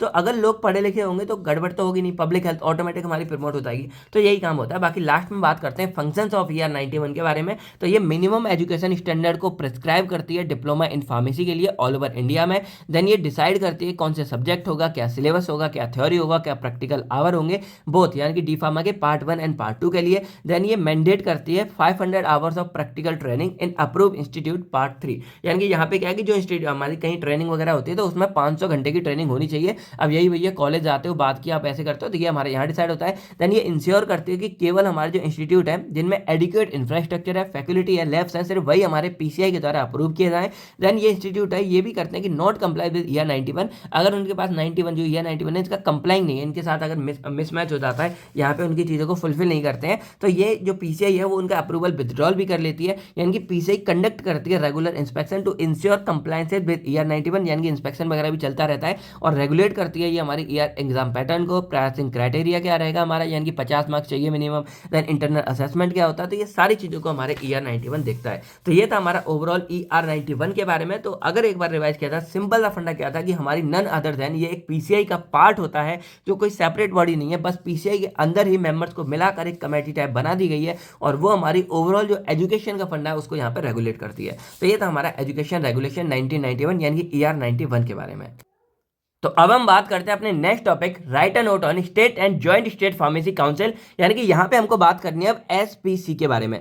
तो देखो, अगर हमने जो है फार्मेसी काउंसिल ऑफ इंडिया को पढ़ लिया है तो भाई ये उसी के जैसा होता है, बस फर्क हमारा इतना होता है कि जो हमारा फार्मेसी काउंसिल ऑफ इंडिया था वो नेशनल लेवल का था और जो हमारा एसपीसी है वो सिर्फ और सिर्फ स्टेट लेवल का होता है। यानी कि मान लो ये हमारा ओवरऑल इंडिया है, तो यहाँ पे ये हमारे इनके अलग अलग स्टेट है और इनके द्वारा मिलकर ही हमारा जो है पूरा देश बनता है। तो यहाँ पे क्या हो रहा है कि जो पीसीआई है वो हमारे पूरे के पूरे देश की होती है, यानी कि नेशनल लेवल की है, और एसपीसी हमारी स्टेट की होती है। अब भाई ऑब्वियसली बात है कि पूरे पीसीआई को ऑल ओवर इंडिया में रेगुलेट करने में थोड़ी दिक्कत होगी, क्योंकि इतनी भी बड़ी ऑर्गेनाइजेशन नहीं होती है। तो यहाँ पे क्या होता है कि एसपीसी हमारी हर एक स्टेट के लिए होती है और ये क्या करती है, हर एक स्टेट को रेगुलेट करेगी। और जब हर एक स्टेट को रेगुलेट करेगी तो भाई इनको भी तो देखने के लिए कोई चाहिए, तो इनको देखने के लिए हमारी पीसीआई होती है। और इस तरह ये दोनों आपस में कोऑर्डिनेट करके क्या होता है कि हमारे ऑल ओवर इंडिया में फार्मेसी के प्रोफेशन को रेगुलेट कर रही है यही दोनों ऑर्गेनाइजेशन। तो यहाँ पे अगर एसपीसी के बारे में बात की जाए, यानी कि स्टेट फार्मेसी काउंसिल के बारे में, तो ये हमारा होता है कि इनका मेन काम क्या होता है। जैसे मान लो ये हमारा स्टेट है और इसके अंदर जितने लोग पढ़े तो उन्होंने अपने आप को रजिस्टर, मतलब वो बन गए, यानी कि डिग्री कंप्लीट हो गई, तब उनको क्या अपने आप को रजिस्टर भी तो कराना है। तो अगर उनको अपने आप को रजिस्टर कराना है तो उसको रेगुलेट कौन करता है, हमारा स्टेट फार्मेसी काउंसिल। यानी कि स्टेट फार्मेसी काउंसिल का मेन फंडा क्या होता है, टू रेगुलेट द रजिस्ट्रेशन, यानी कि ये मेन हमारा रजिस्ट्रेशन को रेगुलेट करते हैं और इसके अलावा ओवरऑल जो हमारी फार्मेसी की प्रैक्टिस है उसको भी रेगुलेट करते हैं। तो ये काम हमारा एसपीसी करता है। देन इसके अलावा इनका मेन काम क्या है, registration of pharmacist, verify qualification, यानी कि एक्चुअल में जिसका रजिस्ट्रेशन कर रहा है उसने वही पढ़ाई भी की है या नहीं की है, और कंप्लीट प्रोसेस हमारा जो है एसपीसी संभालता है। तो ये सिंपल था, एक दो लाइन में आप लिख सकते हो कि जो एसपीसी स्टेट फार्मेसी काउंसिल है वो हमारा ओवरऑल रजिस्ट्रेशन का पार्ट संभालता है, और जो जिस स्टेट का होता है उनका उसी स्टेट में जो है रजिस्ट्रेशन होता है और उनको संभालने के लिए हमारी एसपीसी बनाई गई है। अब यहाँ पे एक टर्म और आता है हमारा ज्वाइंट स्टेट फार्मेसी काउंसिल। तो जो ज्वाइंट स्टेट है उसका सिंपल मतलब ये होता है कि मान लो यहाँ पे कोई 2 से 3 स्टेट हमारे जो आसपास में है और कोई एक स्पेशल ऑर्गेनाइजेशन, मतलब स्पेशल मान लो कोई वर्क है या कोई गठन हमारा होता है ना, कभी कभी गठबंधन में बनता है, तो वहां पे मान लो कि 2-3 स्टेट क्या हो रहे हैं, आपस में मिलकर अपना काम कर रहे हैं। तो अगर 2-3 स्टेट आपस में मिलकर काम कर रहे हैं तो उसी को हम क्या बोल देंगे, ज्वाइंट स्टेट फार्मेसी काउंसिल। यानी कि यहाँ पे क्या हो रहा है कि हमारे 2-3 स्टेट क्या हो गए, ज्वाइंट हो गए, और ज्वाइंट होकर क्या होगा कि अब जो इन्फॉर्मेशन है वो एक दूसरे को शेयर करेंगे, और कोई एक मान लो पर्टिकुलर प्रॉब्लम है तो उसको क्या करेंगे, तीनों लोग मिलकर सॉल्व करेंगे। तो यही हमारा होता है ज्वाइंट स्टेट फार्मेसी काउंसिल। तो अगर इनके बारे में बात करें तो अंडर दी फार्मेसी एक्ट 1948, यानी कि ये हमारा फार्मेसी एक्ट के अंदर बनता है, each state is required to stabilize state pharmacy council. हर एक स्टेट को अपनी एसपीसी यानी कि स्टेट फार्मेसी काउंसिल बनानी होती है to regulate the registration and practice of pharmacy within that state, यानी कि उस स्टेट के अंदर वो अपने रजिस्ट्रेशन और फार्मेसी प्रैक्टिस को रेगुलेट कर सके।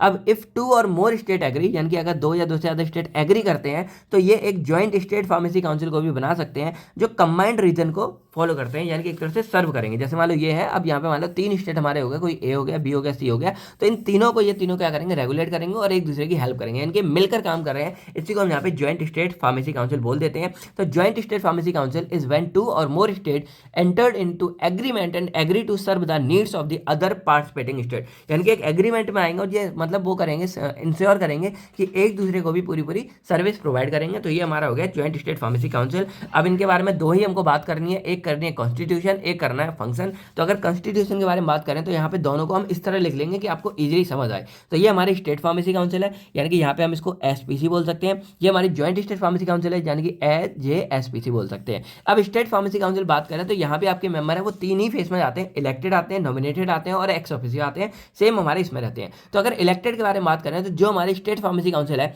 इसके अंदर जो हमारे 6 मेंबर होते हैं वो रजिस्टर्ड फार्मासिस्ट होंगे, वो हर एक रजिस्टर्ड फार्मासिस्ट मतलब स्टेट के द्वारा इलेक्ट किए जाते हैं।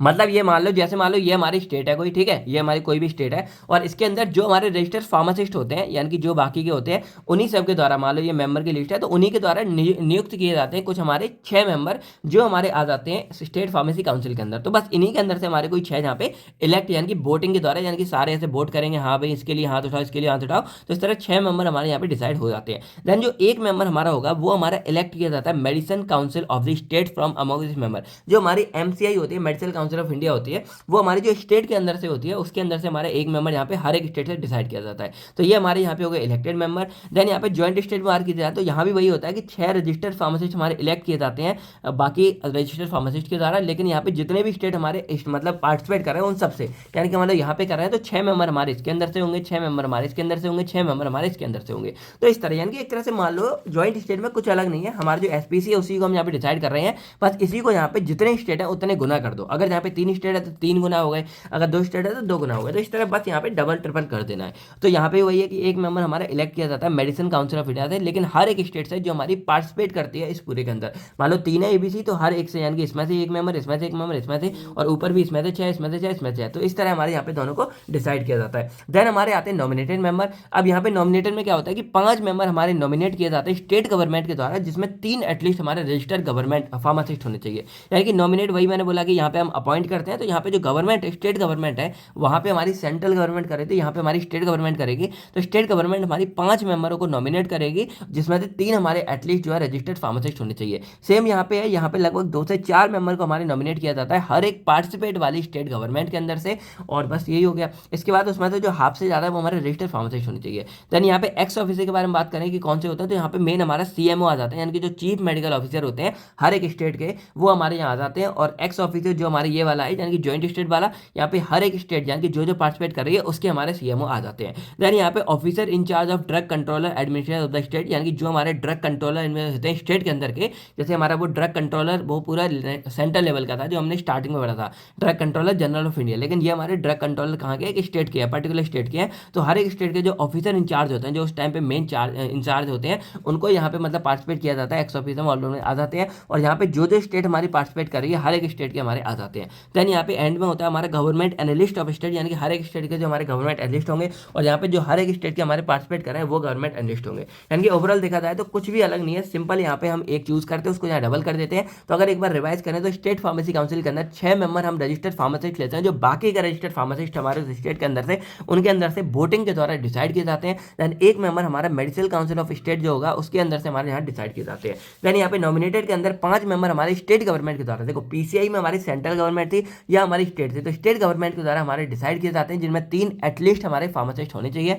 और एक्स ऑफिसियो में हमारे मेन आ जाते हैं सीएमओ, यानी कि चीफ मेडिकल ऑफिसर, जो इक्विवेलेंट होंगे किसी भी स्टेट के। और हमारे जो ऑफिसर इंचार्ज होते हैं ड्रग के, देखो या तो सीएमओ या इसके बराबर के पद के कोई और हमारे ऑफिसर लिए जाते हैं, और ये हमारे ऑफिसर इंचार्ज होते हैं जो drug controller administrator of the state के होते हैं। और लास्ट में हमारा गवर्नमेंट एनालिस्ट। अब ये जो हम ले रहे हैं वो यहाँ पे मान लो अगर हमारे 3 यहाँ पे हैं तो तीनों में से हम यहाँ पे बराबर बराबर ले लेते हैं, तो हमारी ज्वाइंट स्टेट बन जाती है। तो ये था हमारा पूरा state and joint state pharmacy council के बारे में। अब अगर इनके फंक्शंस के बारे में बात करें तो ये मेंटेन करते हैं स्टेट रजिस्टर ऑफ फार्मासिस्ट को, यानी कि जो हमारे स्टेट के अंदर फार्मासिस्ट का रजिस्टर बनता है जिसमें हम सबका नाम का नाम लिखा होता है, उनको ये मेंटेन करते हैं, वेरीफाई करते हैं कि भाई क्वालिफाई है या नहीं है, और अगर वेरीफाई में पास हो जाते हैं देन उनको इशू करते हैं रजिस्ट्रेशन सर्टिफिकेट। देन यहाँ पे आता है हैंडल रिन्यूअल और रजिस्ट्रेशन, यानी कि मान लो किसी का दोबारा एक्सपायर हो गया, दोबारा रजिस्टर कराना है तो रिन्यूअल वगैरह भी देखते हैं। उसके बाद अगर मान लो कोई डेथ वगैरह हो जाती है, कोई मिसकंडक्ट हो जाता है या डिसक्वालिफिकेशन हो जाता है, तब उसके नाम को रिमूव भी करते हैं। कई बार ऐसा भी क्वेश्चन आता है कि हम फार्मासिस्ट का जो नाम है उसको रिमूव क्यों करते हैं, तो यहीं से छोटा सा पार्ट हमारा निकल के आता है कि अगर कोई डेथ कर गया या कोई मिसकंडक्ट हो गया, कोई डिसक्वालिफिकेशन हो गया,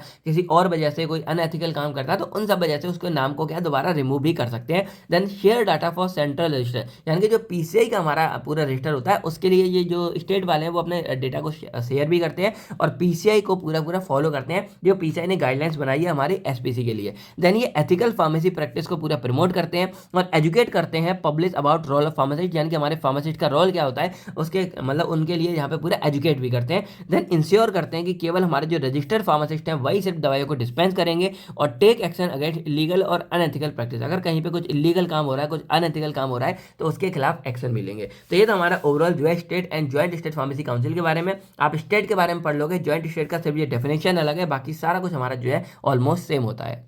तो अब हमारा फार्मेसी एक्ट के अंदर का आखिरी वाला पार्ट आता है role of pharmacist and procedure for registration of pharmacist, यानी कि हमारे जो फार्मासिस्ट है उनका रोल एक्चुअल में क्या होता है और उनका प्रोसीजर क्या है कि अगर हमें अपने आप को रजिस्टर करना है तो क्या क्या प्रोसीजर फॉलो करना पड़ेगा।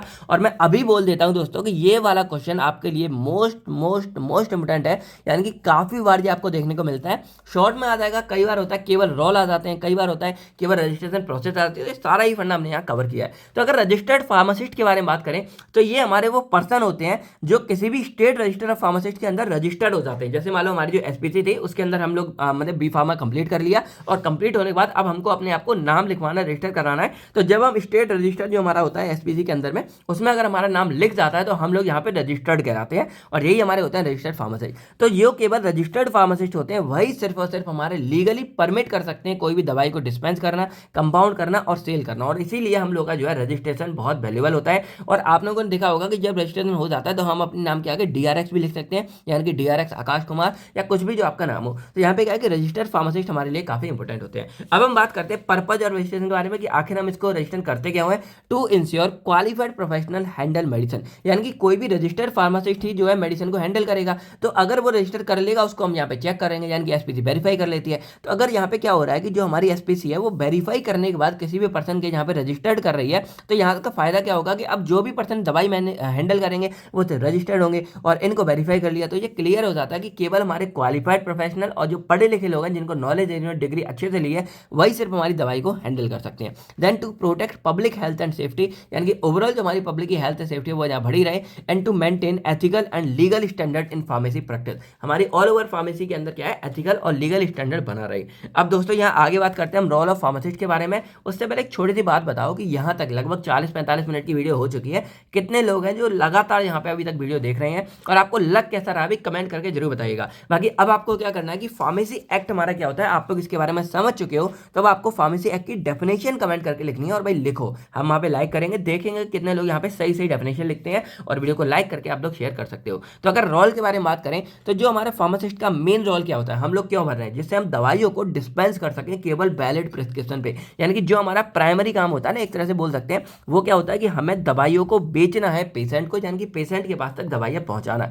अब यहाँ पे जैसे हम मेडिकल स्टोर खोल के पहुंचे हैं तो बैठे हैं, तो मेनली जो हमारी दवाइयाँ डिस्पेंस होती है वो यहीं से तो होती हैं। तो डिस्पेंस करते हैं मेडिसिन को, देन इंश्योर करते हैं कि जो हमारा मतलब पेशेंट है उसको करेक्ट डोज मिले, लेबलिंग उस पर करेक्ट हो और पैकेजिंग हमारी करेक्ट हो। इसके अलावा ये पेशेंट को एजुकेट भी करते हैं, यानी कि कोई पेशेंट अगर आया है तो उसको एजुकेट भी करते हैं अबाउट डोजेस शेड्यूल, कि भाई ये आपको दिन में 2 बार खानी है, ये 3 बार खानी है, ये 1 बार खानी है, और इसके साइड इफेक्ट भी, इसको दूध के साथ नहीं लेना है या पानी के साथ नहीं लेना है, या आपको जो भी जैसे भी चीज़ हो कि मान लो भाई आपको ये प्रॉब्लम तो नहीं है। तो ये पूरा क्या होता है हमारा काउंसिल करना, देन ड्रग इंट्रैक्शन के बारे में बताना, और स्टोरेज कंडीशन कि आपको ये जो दवाई रखनी है ये कोल्ड स्टोर पे रखनी है। ऐसा नहीं है कि आप कहीं भी, यानी कि ठंडे एरिया में 20 से 25 से नीचे ही रखना है टेम्परेचर में। ये नहीं है कि धूप में डायरेक्ट रख दो तो वो खराब हो सकती है। देन रेशनल यूज के बारे में बताना, यानी कि जो लीगली रूल होते हैं, मतलब यूज होते हैं, जो अच्छे खासे होते हैं, उनको प्रमोट करना। देन मेंटेन करना अपनी स्टॉक ऑफ मेडिसिन, यानी कि जो जहाँ पे रखी हुई है। देन ट्रैक भी करते रहना कि कोई दवाई हमारी एक्सपायरी तो नहीं है, बैच नंबर हमारा ठीक है, स्टोरेज कंडीशन ठीक है, इन सबको ट्रैक करना। देन यहाँ पे प्रिवेंट करना miss use of schedule H, H1 and x drug को, यानी कि ये जो ड्रग होते हैं ये सिर्फ हमारे प्रिस्क्रिप्शन पे दिए जाते हैं और इनका रिकॉर्ड वगैरह से मेंटेन किया जाता है। हम ऑलरेडी यूनिट 1 एंड 2 में पढ़ चुके हैं, तो उनका मिसयूज ना हो उसको प्रिवेंट करना, और कंट्रोल सब्सटेंस पूरा का पूरा एक रिकॉर्ड मेंटेन करना, और इंश्योर करना कि जो हमारा हॉस्पिटल वगैरह मान लो कहीं हॉस्पिटल के हो तो जो ड्रग है वो अवेलेबल रहे, क्योंकि कभी भी जरूरत पड़ती है तो मिल जाए, और जो हमारे एडीआर होते हैं उसको भी मॉनिटर करना। तो ये कुछ हमारे मेन काम है। बाकी देखो ये तो टॉपिक ऐसा है जो वही बना के ही आपको लिख के आना पड़ेगा, कितना भी याद कर लोगे लाइन टू लाइन आपको याद होगा नहीं, और जो भी एग्जाम में आता है भाई बना बना के आप लोग लिख के आ सकते हो। तो ये तो हमारे रोल ऑफ फार्मासिस्ट के बारे में। बाकी इसके अलावा कुछ और मैं ऐड कर रहा हूँ कि अगर आपको इतने याद ना हो तो बाकी कुछ और भी आप समझ आ जाए। तो ये हमारे क्या करते हैं जो फार्मासिस्ट है वो फार्मेको विजिलेंस में भी पार्टिसिपेट करते हैं, और फार्मेको विजिलेंस में आपको बताया सिंपली क्या होता है, जैसे नॉर्मली हमारी पोस्ट यानी कि दवाइयाँ जब चली गई हैं उसके बाद भी हम चेकआउट करते रहते हैं, दवाइयों की पूरी स्टडी करते रहते हैं, क्वालिटी कंट्रोल चेक करते हैं कोई नुकसान तो नहीं है, तो ये सब हम यहाँ करते रहते हैं। देन जो हमारी ओटीसी मेडिसिन होती है उसको रिस्पॉन्सिबिलिटी प्रोवाइड करना, बता देना, जैसे ओटीसी पैरासीटामोल वगैरह है तो ठीक है दे सकते हैं बिना प्रिस्क्रिप्शन, लेकिन उसको भी मैनेज करना है। उसके बाद वर्क इन प्रोडक्शन, यानी कि अगर कोई कंपनी में जाता है तो यहाँ पे प्रोडक्शन वाले डिपार्टमेंट में काम करना, QA QC quality assurance quality control में काम करना, R&D डिपार्टमेंट में रिसर्च एंड डेवलपमेंट में काम करना, रेगुलेटरी अफेयर्स हमारे हो जाते हैं, इन सब में काम करना। देन यहाँ पे इंश्योर करना कि अगर कहीं प्रोडक्शन हो रही है तो हमारी GMP को फॉलो किया जा रहा है या नहीं किया जा रहा है। देन यहाँ पे वैक्सीनेशन वगैरह होते हैं उसमें पार्टिसिपेट करना, और ओवरऑल जो हमारी हेल्थ की अवेयरनेस होती है उसको यहाँ पे इंक्रीज करना। देन अगर मान लो कहीं पे कोई डिजास्टर हो गया कोई रिलीफ मेडिसिन से तो उसको भी फिर मैनेज करना। उसके बाद टीच करना फार्मेसी स्टूडेंट को अकेडमिक्स के अंदर, यानी कि टीचर वगैरह, जैसे हम इस कैटेगरी में आ जाते हैं कि हम भी फार्मासिस्ट हैं लेकिन हम यहाँ पे टीचिंग में, यानी कि हम आप लोगों को यहाँ पे पढ़ाने का काम कर रहे हैं। देन ओवरऑल देखा जाए तो कंडक्ट करते हैं research in formulation pharmacology and toxicology के अंदर। तो ये था हमारा ओवरऑल रोल ऑफ फार्मासिस्ट के बारे में। अच्छे खासे मैंने रोल लिखे हैं, आपको जो भी याद हो आप लिख के आ जाना। बाकी जितने मार्क्स में आता है 5 नंबर में आए, 10 में आए, 7 में आए, उसी के अकॉर्डिंग आप यहाँ पे पॉइंट लिख के आओगे। और अगर मान लो आपको पॉइंट ज़्यादा याद नहीं रहते हैं तो आप जो भी पॉइंट लिखे मान लो ये है उसको थोड़ा बढ़ा के लिख सकते हो, जैसे मान लो dispense medicine only on better prescription. तो मतलब यहाँ पे क्या है कि pharmacist should have to check the prescription that all level are correctly ensure that, और ऐसे करके आप सारी बातें बना के लिख सकते हो जो भी आपको बनानी है, ठीक है। बाकी अब हम बात करते हैं प्रोसीजर के बारे में, यानी कि ये हमारा रजिस्टर्ड फार्मासिस्ट है, रोल तो हमारे ये होते हैं, लेकिन आखिर हम अपने आप को रजिस्टर कैसे कराते हैं, तो उनके लिए कुछ हमारे सेवरल स्टेप होते हैं, हम एक एक करके समझ लेते हैं। सबसे पहला हमारा होता है लीगल बेसिस, यानी कि जो गवर्नमेंट है उन्होंने अंडर चैप्टर 4 यानी कि एक तरह से बोला जाता है सेक्शन 32 और 73 के अंतर्गत हमारा जो फार्मेसी एक्ट है उसके अंतर्गत हमारे यहाँ पे पूरा रजिस्ट्रेशन होता है। तो जो रजिस्ट्रेशन है वो हैंडल किया जाता है हमारा स्टेट फार्मेसी काउंसिल के तहत। तो ये हमारा लीगली बेसिस हो गए। अब हम बात करते हैं एलिजिबिलिटी क्राइटेरिया, यानी कि हम लोग कब करा सकते हैं। तो must pass diploma in pharmacy, यानी कि हमने या तो डी फार्मा पास कर लिया हो या बी फार्मा पास कर लिया हो या हमने फार्मडी पास कर लिया हो। तो ये बहुत जरूरी है कि हमने पास कर चुके हो। इसके बाद मस्ट बी 18 ईयर और ओल्डर, हम लोग 18 साल या उससे ऊंचे होने चाहिए, और हमारा मोरल कैरेक्टर गुड होना चाहिए, यानी कि हमारे जो एथिक्स है यानी कि हम लोग अच्छे होने चाहिए, नेचर हमारा अच्छा होना चाहिए। देन यहाँ पे हमारे नेक्स्ट आते हैं, यानी कि जब आपने मान लो ये लीगली हो गया, यानी कि एसपीसी के द्वारा किया जाएगा। एलिजिबिलिटी क्राइटेरिया हो गया, यानी कि क्या क्या चाहिए, तो आपने कंप्लीट डिग्री कर ली हो या डिप्लोमा कंप्लीट कर लिया हो और आप 18 साल से ऊपर होनी चाहिए। देन एप्लीकेशन प्रोसेस में बात की जाए तो अब आपको क्या करना है कि जो एसपीसी हमारा होता है स्टेट फार्मेसी काउंसिल, उसमें आपको अप्लाई करना है। देन उसके बाद आपके जो सर्टिफिकेट होंगे, यानी कि क्वालिफिकेशन सर्टिफिकेट हो गया, फिर आइडेंटिटी प्रूफ हो गया, पासपोर्ट साइज फोटोग्राफ हो गया, प्रिस्क्राइब रजिस्ट्रेशन फीस हो गया, और इसके अलावा भी बहुत कुछ हमारे डॉक्यूमेंट लगते हैं छोटे मोटे, वो सारे आपको फिल करने होते हैं। अगर आप कभी बोलोगे तो मैं एक अलग वीडियो इस पर बना दूंगा, तो वो हम यहाँ देखेंगे। देन हम यहाँ पे वेरीफाई, यानी कि जो एसपीसी है वो वेरीफाई करेगी कि यहाँ सब कुछ ठीक है, और डॉक्यूमेंट है वो हमारे ऑथेंटिक है, उसको चेक करेगी, और कंडक्ट भी करा सकती है, कोई इंटरव्यू वगैरह हो गया या स्क्रूटिनी क्या होता है कि पर्सनल लेवल पे डॉक्यूमेंट को चेक करना। तो ये सारा का सारा काम हमारे यहाँ पे करती है, और वेरीफाई करने के बाद अगर यहाँ पे सही है, यानी कि मान लो सब कुछ ठीक है, तो उसके बाद यहाँ पे क्या है कि अप्रूवल दे दिया जाता है। और अप्रूवल के टाइम पे क्या है कि अब जो नाम है वो हमारा स्टेट रजिस्टर ऑफ फार्मासिस्ट में रजिस्टर कर दिया जाएगा, और फार्मासिस्ट को जो है अपना रजिस्ट्रेशन सर्टिफिकेट देखने को मिल जाता है, और उसी का इस्तेमाल करके आगे वो ड्रग लाइसेंस या कुछ भी होता है उसके लिए अप्लाई कर सकता है। और देन कुछ टाइम बाद, ये मेनली हमारा 1 साल का होता है,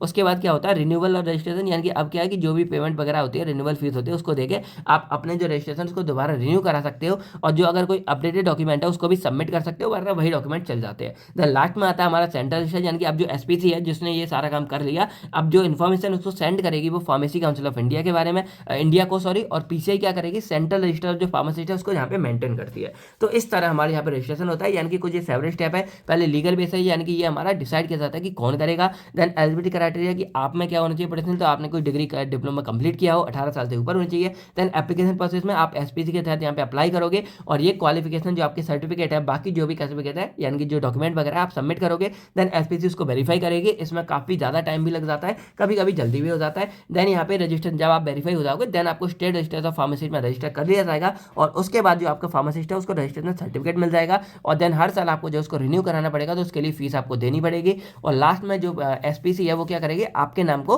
पीसीआई का जो सेंट्रल रजिस्टर है उसके बाद भेज देगी, और आपका वहां भी जो है रजिस्ट्रेशन हो जाता है।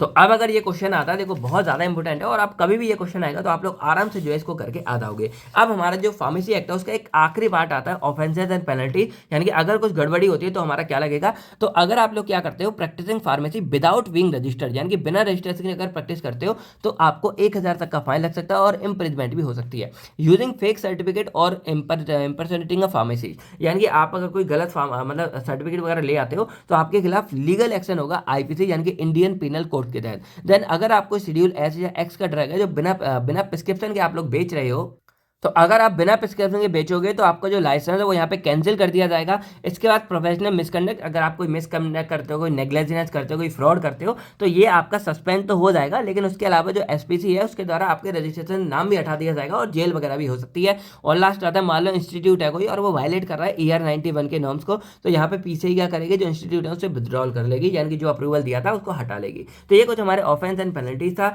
तो अब देखा जाए हमने अपने पूरे के पूरे फार्मेसी एक्ट के बारे में अच्छे से बात कर ली है, और आई होप अब आपको सारा का सारा फंडा क्लियर हो गया होगा। यानी कि जो हमारे यूनिट थर्ड का जो मेन हमारा पार्ट था ये वाला, वो हमने अच्छे से कवर कर लिया। थोड़ी लेंदी हो गई, लेकिन सारा कुछ आपका जो है यहाँ पे क्लियर हो चुका होगा। तो अब हम बात करते हैं हमारे नेक्स्ट चैप्टर, जिसका नाम है medicinal and toilet preparation act. अब इसके अंदर हमारा क्वेश्चन बनता है explain the procedure for obtaining the licence to manufacture medicinal and toilet preparation, यानी कि ये जो हमारी प्रिपरेशन होती है इसको बनाने के लिए हमको लाइसेंस कैसे मिलेगा। अब ये मेनली क्या होता है, देखो नाम से समझ आ रहा है कि मेडिसिनल तो ठीक है दवाइयों वाला है, लेकिन ये टॉयलेट प्रिपरेशन एक्चुअली हमारा क्या है, बहुत लोग इसके बारे में नहीं जानते। तो यहाँ पे आपको सब कुछ क्लियर हो जाएगा। बाकी कुछ पेटेंट एंड अपोजिशन के बारे में बात करेंगे। तो पहले हम ये जानते हैं कि ये जो पूरा एक्ट है ये हमारा बनाया क्या हो गया। तो this act was passed in 1955, यानी कि 1955 में ये हमारा बनाया गया था। To control and collect excise duty on medicinal and toilet preparation that contain alcohol, narcotic drug and similar substances. अब चलो मैं आपको पहले क्लियर कर देता हूँ कि ये मेडिसिनल एंड टॉयलेट प्रिपरेशन के फंडे हमारे क्या होते हैं, इनके प्रिपरेशन या सब्सटेंस हमारे कौन से होते हैं।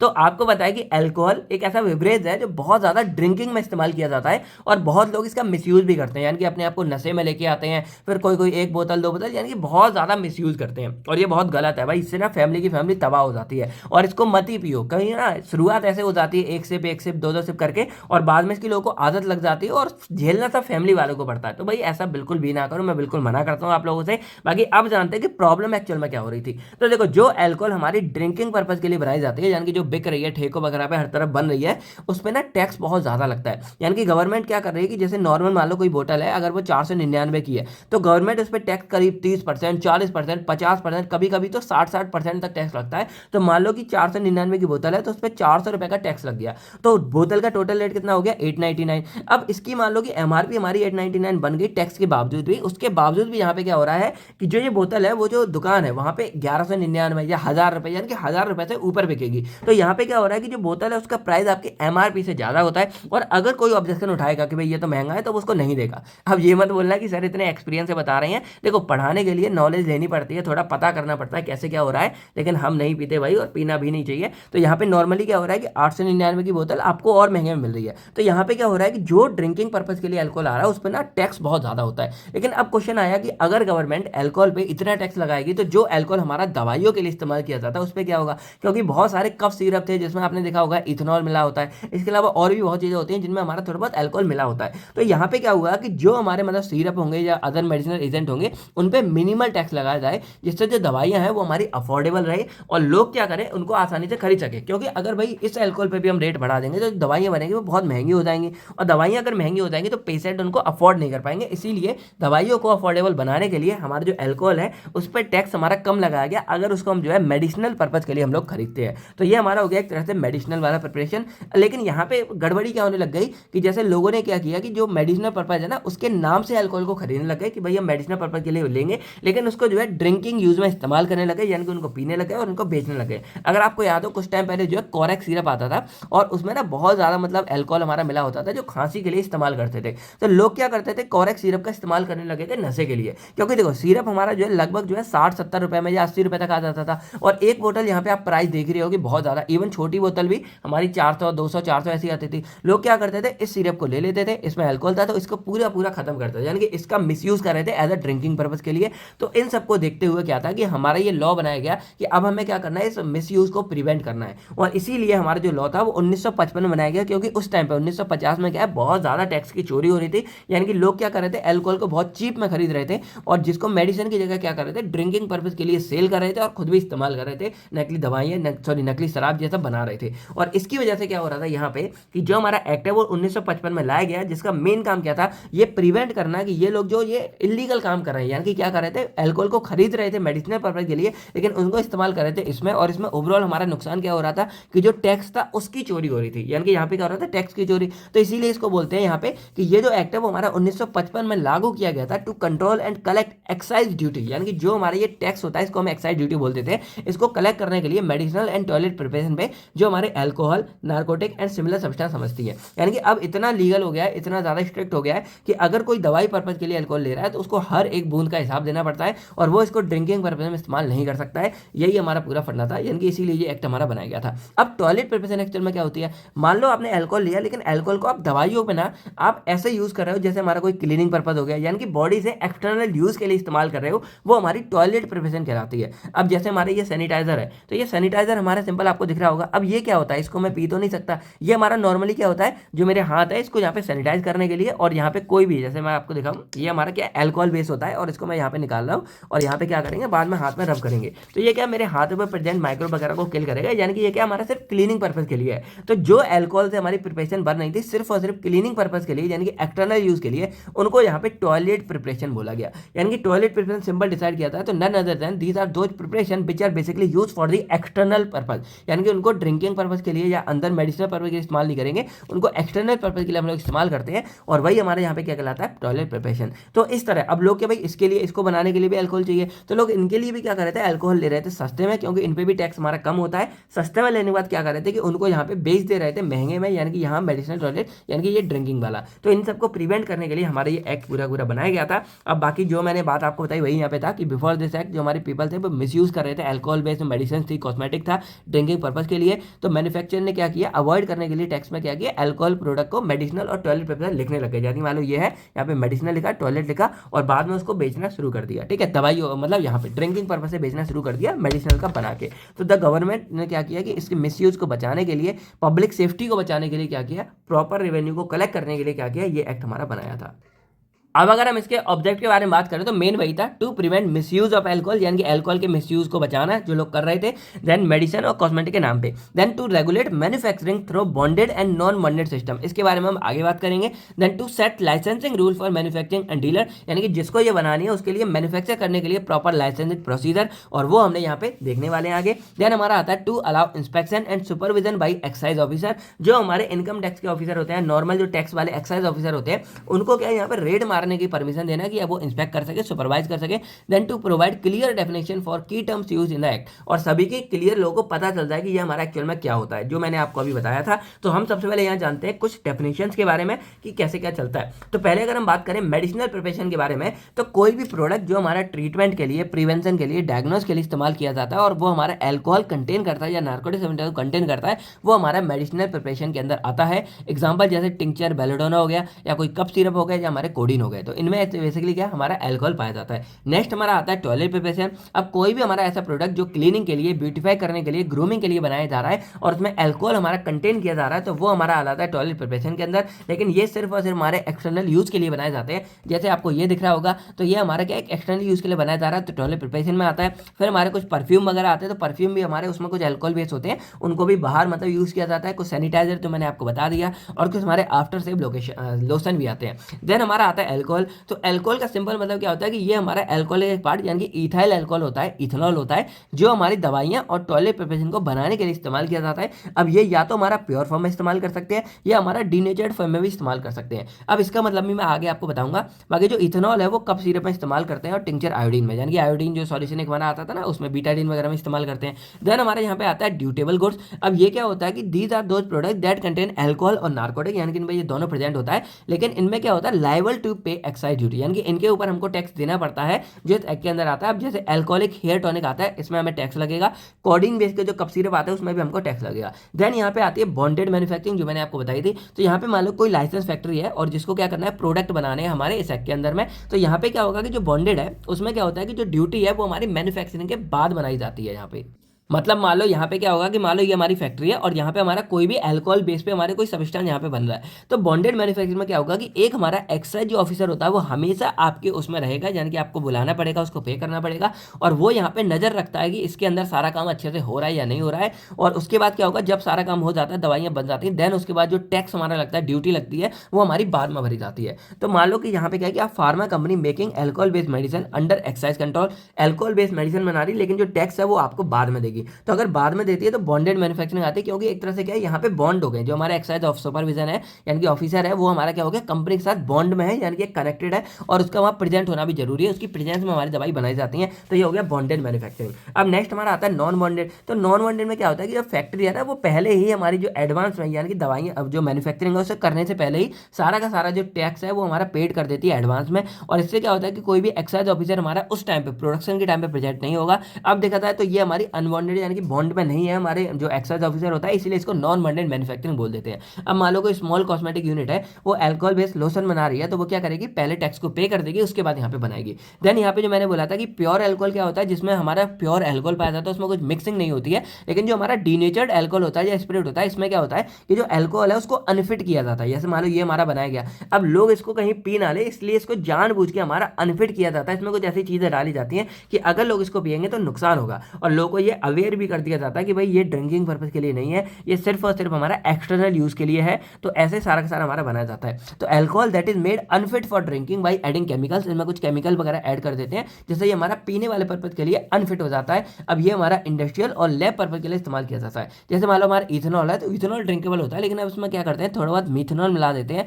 और इससे हमारे क्लीनिंग लैब इक्विपमेंट पूरा बन जाता है, और मिथेनॉल हमारा बिल्कुल ड्रिंकिंग लायक नहीं होता है। देन आता है स्पिरिट स्टेट। अब ये क्या है कि licence storage area where alcohol is is kept before it is used in manufacturing. यानी कि जो स्पिरिट स्टोर है यहाँ पे क्या है कि ये ऐसी जगह है जहाँ पे जो अल्कोहल है वो हमारा स्टोर करके रखा जाएगा। अब ये हमारा सारे के सारे एक्साइज रूल को फॉलो करेगा। अब जैसे मान लो एक वेयर हाउस है उसमें स्टोर किया जा रहा है रेक्टिफाइड स्पिरिट को फॉर मेकिंग टिंचर आगे बनाने के लिए। देन आता है हमारा रेस्ट्रिक्टेड प्रिपरेशन। इसमें क्या होता है कि ये वो प्रिपरेशन है जिसमें हाई अल्कोहल यानी कि बहुत ज्यादा क्वांटिटी में अल्कोहल या नार्कोटिक कंटेंट का इस्तेमाल किया जाता है। तो इनके लिए हमको क्या है स्ट्रिक्ट कंट्रोल की रिक्वायरमेंट रहती है। अब इनका क्या हाइयर चांस होती है हमारे मिसयूज की। जैसे एग्जांपल देखा था हमारा ओपीएम टिंचर हो गया या फिर हाई प्रूफ परफ्यूम हो गया। नेक्स्ट हमारा यहाँ पे आता है अनरिस्ट्रिक्टेड प्रिपरेशन। इसमें क्या होता है कि जो प्रोडक्ट है उसमें बहुत ही लो अल्कोहल कंटेंट होता है और मिसयूज होने के कम चांस होते हैं क्योंकि अल्कोहल का कंटेंट इसमें कम है। तो ये हमारे लेस स्ट्रिक्टली कंट्रोल किए जाते हैं। जैसे हमारा माइल्ड एंटीसेप्टिक लोशन हो गया या लो अल्कोहल माउथ वॉशेज हो गए तो इनमें कम होता है। तो इनका यूज इतना ज़्यादा मतलब ऐसा नहीं कोई मिसयूज कर लेगा। देन यहाँ पे इधर आता है नेक्स्ट स्टैंडर्ड प्रिपरेशन। अब ये वो प्रिपरेशन है जो हमारी जो है ऑफिशियल फार्माकोपिया के अंदर लिस्ट की गई है और गवर्नमेंट के द्वारा अप्रूव होती है और इनको स्टैंडर्ड फॉर्मूला फॉलो करना पड़ता है। जैसे एग्जाम्पल हमारा टिंचर आयोडीन है तो ये एज पर आईपी कि इंडियन फार्माकोपिया के अकॉर्डिंग हमारा बनता है। तो यहां तक देखा जाए तो हमने सारी की सारी अपनी डेफिनेशन देख ली और अब हमको एक बेसिक आइडिया हो गया होगा कि ये जो हमारी medicinal and toilet preparation act है ये एक्चुअल में हमारा होता क्या है और क्या क्या सारे सामान होता है। अब हमको मेन बात करनी है कि explain the procedure for obtaining the licence to manufacture medicinal and toilet preparation. यानी कि हमको जो लाइसेंस है मैन्युफैक्चरिंग का वो आखिर यहाँ पे कैसे मिलेगा।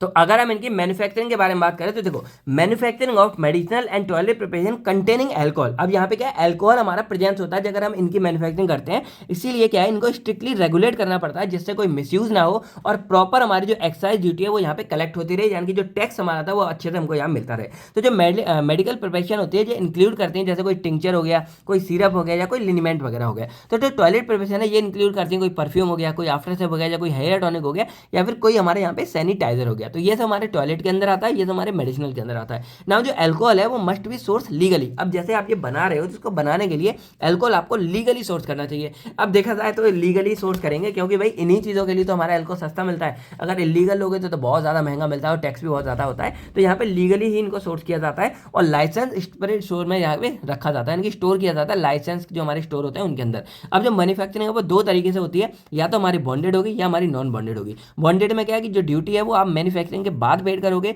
और नॉन बॉन्डेड में क्या है ड्यूटी आप बिफोर मैन्युफैक्चरिंग पे कर दोगे यानी कि एडवांस में पे कर देते हैं। अब बात करते हैं कि प्रोसीजर क्या है जो हमारा मेन क्वेश्चन है। तो यहाँ पे सबसे पहले हमें ये डिटरमाइन करना पड़ेगा कि जो हम लाइसेंस लेना चाह रहे हैं वो किसके लिए लेना चाह रहे हैं यानी कि इनबॉन्डेड मैन्युफैक्चरिंग के लिए या आउटसाइड बॉन्ड के लिए। तो ये दो टाइप का मेनली होता है। अब जो इनबॉन्ड मैन्युफैक्चरिंग होती है ये क्या होती है for large scale unit where जो एक्साइज ड्यूटी है वो पेड होती है after manufacturing under excise officer supervision. यानी कि जो बॉन्डेड वाला फंडा है इसी को यहाँ पे जो है इनबॉन्डेड बोला जा रहा है और जो नॉन बॉन्डेड वाला फंडा है उसको यहाँ पे आउटसाइड बॉन्ड बोला जा रहा है। तो ये हमारा क्लियर हो गया कि इनबॉन्ड अगर हमें बनाना है इसके लिए लाइसेंस लेना है तो हमें क्या है जो ड्यूटी होती है हमारी वो बनने के बाद पे करते हैं। और आउटसाइड बॉन्ड मैन्युफैक्चरिंग में क्या होता है कि ये स्मॉलर यूनिट के लिए मेनली होता है और यहाँ पे क्या होता है कि जो ड्यूटी है वो हमारी एडवांस में पे कर दी जाती है और यहाँ पे कोई भी एक्साइज ऑफिसर वगैरह हमारा नहीं होता है प्रोडक्शन के टाइम पे। तो पहले हम ये डिसाइड कर लेंगे देन उसके बाद हम यहाँ पे करते हैं सबमिट एप्लीकेशन। तो एप्लीकेशन के लिए क्या करना है अप्लाई यूजिंग प्रिस्क्राइब फॉर्म यानी कि आपको फॉर्म ए या बी भरना है लाइसेंस के टाइप पे और उसके बाद इसको स्टेट एक्साइज डिपार्टमेंट जो हमारा होता है या डेप्यूटी कमिश्नर ऑफ एक्साइज होते हैं जो हमारे मेन होते हैं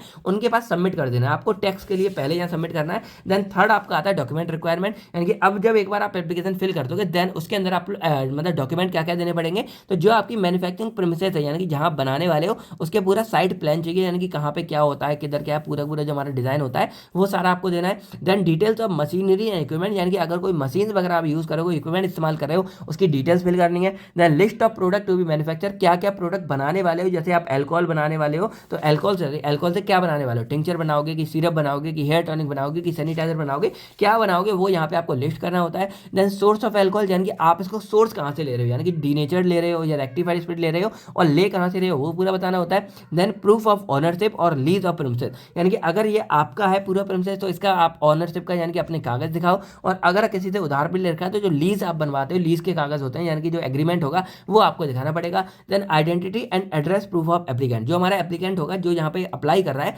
उसका आइडेंटिटी यानी कि आधार कार्ड वगैरह सारा कुछ और एड्रेस प्रूफ भी पूरा देना पड़ता है। देन यहाँ पे एफिडेविट देना पड़ता है जो डिक्लेयर करता है कि कंप्लायंस विद एक्साइज लॉ यानी कि आप सारे एक्साइज लॉ के अंडर में काम कर रहे हो। तो ये सारे के सारे डॉक्यूमेंट की आपको रिक्वायरमेंट होती है। अब एक बार अच्छे से देख लेना यानी कि आपको साइट प्लान देना है मशीनरी इक्विपमेंट की डिटेल्स देनी है प्रोडक्ट कौन कौन से बनाओगे लिस्ट देनी है फिर अल्कोहल कहाँ से लोगे सोर्स देना है। देन आपको अपना प्रूफ देना होता है कि आप ऑनर हो या ये आपने लीज पे लिया है। देन आपको अपना जो है आइडेंटिटी या एड्रेस प्रूफ देना पड़ता है। देन यहाँ पे अपना एफिडेविट भी जमा करना पड़ता है जो आप एक्साइज लॉ के अंदर काम कर रहे हो। देन यहाँ पे आता है जब एक बार ये सब हो जाता है, यानी कि देखो मैंने यहाँ कंबाइन नहीं कर दिया, एक एक करके लिखते। तो पहले क्या हुआ, किसके अंदर जा रहे हो ये डिसाइड करो, एप्लीकेशन सबमिट करो, और उसके बाद यहाँ पे डॉक्यूमेंट कौन कौन से चाहिए ये डिसाइड करो, और उसके बाद यहाँ पे इंस्पेक्ट करना होता है एक्साइज ऑफिसर के द्वारा। तो ऑफिसर क्या करेगा, आपके प्रेमिसेस में विजिट करेगा जो आपने बोला है, और उसके बाद सब कुछ चेक करेगा, यानी कि सिक्योरिटी ऑफ स्टोर, यानी कि जो आपका स्टोर है उसकी सिक्योरिटी कैसी है, क्योंकि कोई चुरा के ना ले जाए, क्योंकि इतना अल्कोहल चला गया तो कितनी सारी नकली दवाइयां बेचेंगी, इसलिए। Then proper labelling and storage, यानी कि हर किसी पे लेवलिंग स्टोरेज अच्छा होना चाहिए। देन जो सेफ्टी मेजर्स है वो होने चाहिए, और रिकॉर्ड कीपिंग सिस्टम, यानी कि जो आपका रिकॉर्ड है प्रॉपर होना चाहिए, कब कितना जा रहा है। और जब ये सब चीज़ों को पास करेगा, यानी कि आपका इंस्पेक्शन होगा, देन आपको लाइसेंस दिया जाता है, यानी कि if all condition are met, यानी कि कंडीशन हमारी फुलफिल हो जाते हैं, देन लाइसेंस हमारा ग्रांट किया जाता है। अब इसमें आपका लाइसेंस नंबर मिल जाता है, और ये मेनली हमारा सिर्फ 1 साल के लिए वैलिड होता है, इसके बाद आपको दोबारा रिन्यू कराना पड़ता है। देन आपका जो कंडीशन ऑफ ऑपरेशन, यानी कि क्या क्या आप कर सकते हो, तो उसके लिए आपको कुछ कंडीशन डिसाइड करी जाती हैं कि आपको ऐसे करना, ये नहीं करना, वो नहीं करना। तो जो भी कंडीशन है वो हमारे यहाँ पे डिसाइड कर देता है एक्साइज वाले। देन हमारे यहाँ पे आता है पोस्ट ऑफिस लाइसेंस। अब इसमें मेनली क्या होता है कि maintain daily record of alcohol receipt, यानी कि यहाँ पे क्या है कि जब आपका अप्रूवल मिल गया, आप लोग बनाना शुरू कर रहे हो, तो आपको डेली रिकॉर्ड बनाना है, कितना एल्कोहल आप लोग रिसीव कर रहे हो, कितना यूज कर रहे हो, और कितना प्रोडक्ट वगैरह बना रहे हो, और कितना बचा है, सारा कुछ आपको यहाँ लिखना पड़ता है। देन जो मंथली आपका रिटर्न होता है वो आपको एक्साइज डिपार्टमेंट को देना भी पड़ता है। देन अलाउ करते हैं सरप्राइज इंस्पेक्शन, यानी कि वो कभी भी आपका इंस्पेक्शन कर सकते हैं, उसको अलाउ करना। देन रिन्यू करना लाइसेंस को बिफोर एक्सपायरी, और एक्सपायरी होने से पहले क्या है, लाइसेंस को रिन्यू भी कराना। तो ये सारा फंडा था हमारा इसका, यानी कि अब आपको यहाँ समझ आ गया होगा कि मैन्युफैक्चरिंग हमारी क्या होती है ऐसे, और लाइसेंस हमारा ऐसे होगा, और कौन कौन से प्रोसीजर आपको यहाँ पे फॉलो करना पड़ेगा। तो कोई ज़्यादा बड़ा भी नहीं है, आप लोग याद भी कर सकते हो, और इसको अच्छे से जो है लिख के आ सकते हो। तो अब हम बात करते हैं पेटेंट एंड प्रोप्राइटरी मेडिसिन के बारे में। अब देखो इतना ज़्यादा इंपॉर्टेंट टॉपिक तो नहीं है, आता ज़्यादा नहीं है, लेकिन इसके बारे में समझना भी जरूरी है। तो जो पेटेंट एंड प्रोप्राइटरी मेडिसिन होते हैं, इनका क्या सिंपल होता है, जैसे मान लो यहाँ पे मैंने ये कोई खोज कर ली, मैंने मान लो कोई अपना प्रोडक्ट वगैरह बनाया और मैंने खोज कर ली, तो अब मैं क्या करूँगा, इंडियन फार्माकोपिया के अकॉर्डिंग तो नहीं, लेकिन मैं क्या करूँगा, इसको अपने ट्रेडमार्क पर रजिस्टर करा लूंगा। मैंने यहाँ पे किया केवल फार्मा, और यहाँ पे टीएम लिख दिया, तो मैंने क्या किया, इसको अपना ये नाम दे दिया। अब ये दवाई जो मेरे नाम पे बिकेगी, एग्जाम्पल बताएं, जैसे मान लो डोलो है, तो डोलो एक्चुअल में है तो पैरासीटामोल, लेकिन वो बिकती किसके नाम से, डोलो के नाम पे बिकती। कालपोल हो गया, वो हमारी सिप्ला की हो गई। उसके बाद क्या हो रहा है यहाँ पे कि ये हमारी क्या हो रही है, ब्रांड नेम के नाम पे बिक रही है, और ये ब्रांड नेम क्या है, एक तरह से हमारा पेटेंट और प्रोप्राइटरी हो जाएगा उस कंपनी को जिसने इसको बनाया है। यानी कि मान लो मैंने अगर ये बना दिया कि सीपी का आपको यहाँ पैरासीटामोल मिल रहा है, तो ये हमारा ब्रांड हो गया। तो बहुत लोग क्या करेंगे, एक सीपी दे दो, एक सीपी दे दो, तो यहाँ पे क्या पहचान बन गई। तो ये मेरा कहलाता है पेटेंट और प्रोप्राइटरी मेडिसिन, यानी कि अब इसको, यानी कि ये नाम मेरे हो गए, मेरे नाम पे डिसाइड है, तो इसको और कोई नहीं बेच सकता है। यानी कि these are formulation not listed in official pharmacopoeia. ये नहीं है कि ये हमारे किसी आईपी वगैरह के अंदर है, यानी कि आईपी, बट ये हमारे क्या है, नॉन इंग्रेडिएंट के द्वारा बनाई जाती है, और एक यूनिक कॉम्बिनेशन होता है, जो एक तरह से बोल सकते हैं एक ब्रांड नेम हो जाता है जिसके नाम पे ये बिकता है, और इस ब्रांड के नाम पे ये रजिस्टर हो जाता है, और वो उसी के नाम से बिकेगा। अब पेटेंट हमारी क्या होती है, develop with a unique formula often protected by intellectual property right. यानी कि हमने जो है यूनिट 5 के अंदर आईपीआर के बारे में बात की थी, इसीलिए मैं बोलता हूँ देखो बाकी सब भी हमारा कवर है, आप लोग जाके देख लेना, और जो यूनिट 4 एंड 5 है वो आपको ऐप के अंदर मिल जाएगी, क्रैश कोर्स के अंदर, तो जाके देख लेना यार, उसमें से भी बहुत टॉपिक आते हैं, क्योंकि टॉपिक ज्यादा है, 5 टॉपिक आपके यूनिट 5 में है, 3 टॉपिक आपके यूनिट 4 में, तो जो आपके ये 8 टॉपिक है ना, इनमें से भाई एग्जाम में मान लो 3-4 तो आएंगे, तो आपका नुकसान ना हो, इसलिए आप यूनिट 4 एंड 5 के वीडियो और पीडीएफ नोट सारे जाके चेकआउट कर लेना, ऐप के अंदर आपको मिल जाएंगे। तो यहाँ पे क्या हो रहा है कि जो पेटेंट प्रिपरेशन है, इसमें एक यूनिक फॉर्मूला होता है जो हमारा इंटेलेक्चुअल प्रॉपर्टी राइट के द्वारा मतलब बचाया जाता है, प्रोटेक्टेड होता है, यानी कि कोई और इसका यूज नहीं कर सकता। और जो प्रोप्राइटरी होते हैं, ये बेसिकली क्या होता है कि यहाँ पे हमारा ब्रांडेड प्रोडक्ट होता है, जो हमारा नॉन इंग्रेडिएंट का होता है, और जरूरी नहीं है कि ये पेटेंट हो, बस एक नाम हो जाता है। जैसे हमारे डोलो है, तो वो क्या कर रही है, पैरासीटामोल को बेच रही है, लेकिन पैरासीटामोल तो और भी लोग बेच रहे हैं, तो ये हमारा प्रोप्राइटरी है कि एक मालिक बन गया है उस वाले इस पैकेज, यानी कि डोलो का, जो ये बेच सकता है केवल। और पेटेंट का मतलब क्या होता है कि किसी ने एक यूनिक ही फॉर्मूला बना लिया है जो किसी और को नहीं देने हैं। जैसे हमारा R&D किसी ने किया, खर्चा बर्चा किया, और उसके बाद उसने ये बनाया है, तो वो उस पर पेटेंट करा देता है कि कोई और इस दवाई को इस मेरे फॉर्मूले को यूज करके नहीं बना सकता, क्योंकि मैंने ऐसी बनाई है। तो ये हमारी होगी पेटेंट प्रिपरेशन, और ये होगी हमारी प्रोप्राइटरी मेडिसिन। अब एग्जाम्पल देखा जाए, जैसे मान लो ब्रांडेड कप सिरप है जो विद एल्कोहल है, तो वो इंडियन फार्माकोपिया नहीं है, लेकिन वो क्या हमारी पेटेंट या प्रोप्राइटरी है। अब जैसे मान लो कोई हर्बल हेयर टॉनिक है, तो वो एल्कोहल के अंदर में बेच रहे हैं, लेकिन एक ब्रांडेड नेम के अंदर चल रहा है, तो ये हमारा प्रोप्राइटरी हो गया, और ये यूनिक हो गया, तो ये हमारा पेटेंट हो गया। इस तरह इसके एग्जाम्पल लिख सकते हो। आगे अब हमें बात करना है प्रोसीजर, यानी कि अगर हमें ये भी बनाने ड्रग, तो हम कैसे बना सकते हैं। सबसे पहला काम होता है क्लासिफिकेशन रहता है ड्यूटेबल गुड, जो मैंने उसमें बात की थी कि पहले आपको ये देखना है कि जो प्रिपरेशन है वो आपकी एल्कोहल को या नार्कोटिक को या साइकोट्रोपिक सब्सटेंस को कंटेन कर रही है है तो वो हमारी ड्यूटेबल एक्ट के अंदर आती है, यानी कि अब आपको जो है उसके लिए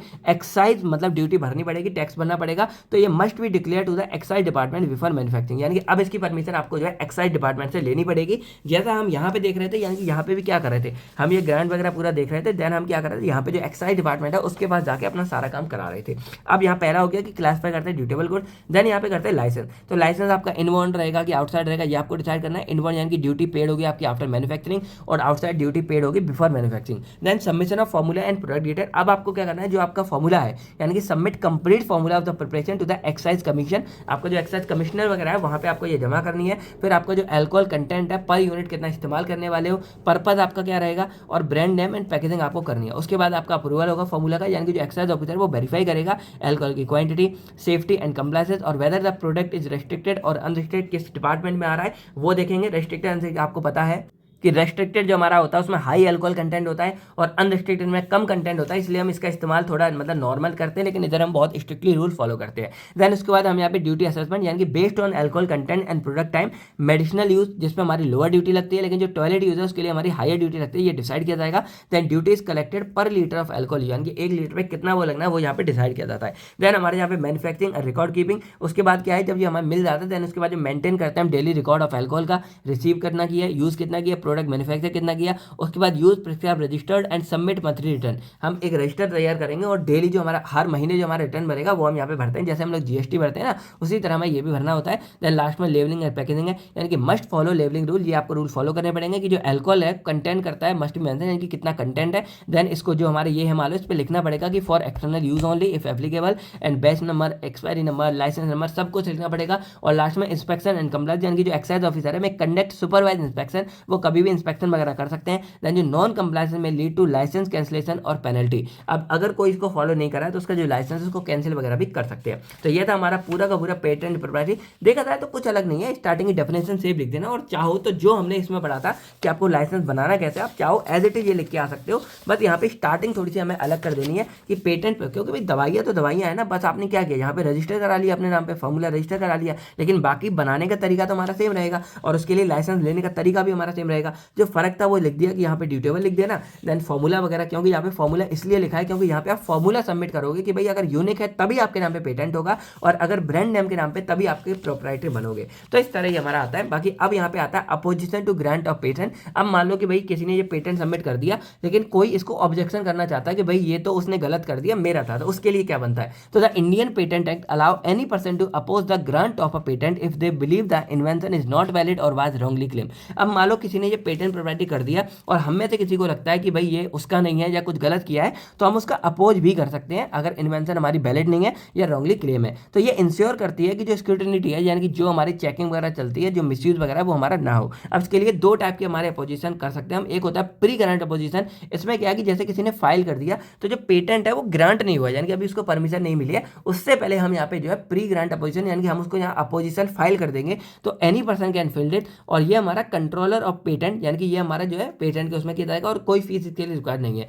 अब ग्राउंड्स फॉर, यानी कि क्या रिक्वायरमेंट है, तो रॉन्गफुल ऑब्टेनमेंट ऑफ इन्वेंशन, यानी कि जब कोई गलती कर रहा है, लैक ऑफ नोवेलिटी और इन्वेंटिव स्टेप, यानी कि जब कुछ नया नहीं है या कुछ गड़बड़ है, नॉन पेटेंटेबल सब्जेक्ट मैटर, किसी ने क्या किया ऐसी चीज को पेटेंट करा जो पेटेंट नहीं किया जा सकता, इनसफिशिएंट डिस्क्लोजर और अनक्लियर क्लेम, यानी कि डिस्क्लोजर यानी कि प्रॉपर इन्फॉर्मेशन नहीं दे रहा है और क्लेम अनक्लियर है, प्रॉपर नहीं है, और प्रायर पब्लिकेशन इन इंडिया और अब्रॉड, यानी कि कोई भी हमारा यानी कि कुछ भी गड़बड़ी होगी यहाँ पे हम प्री ग्रांट अपोजिशन कर सकते हैं। यानी कि जैसे मान लो हमको लगता है कि भाई उसने गड़बड़ी की है, तो उसके पेटेंट को अप्रूव होने से पहले ही हम यहाँ पे एक अपोजिशन यहाँ पे फाइल कर देते हैं और यहाँ पे हम ग्रांट ऑफ पेटेंट यानी कि अपने खुद लेने के लिए यहाँ पे अपोजिशन कर देते हैं। देन यहाँ पे नेक्स्ट आता है पोस्ट ग्रांट। इसमें क्या होता है कि जैसे मान लो किसी का पेटेंट ग्रांट हो चुका है, उसके विद इन 12 मंथ यानी कि 12 महीने के अंदर भी आप यहाँ पे ये फिल कर सकते हो, तो कोई भी इंटरेस्टेड पर्सन हमारे ये फाइल कर सकता है, कोई कंप्लीटेड वगैरह वो भी कर सकता है। अब यहाँ पे रिक्वायर रिटन स्टेटमेंट चाहिए और एविडेंस चाहिए कि भाई इसने गलत किया है, देन अपोजिशन बोर्ड के द्वारा ये पूरा सुना जाएगा। अब इसके लिए क्या करना है, ये प्री ग्रांट की तरह हमारा सेम रहेगा जो यहाँ पे होता है, बस अलग क्या होता है, failure to disclose required information, अगर वो फेल हो जाता है वो करने के लिए,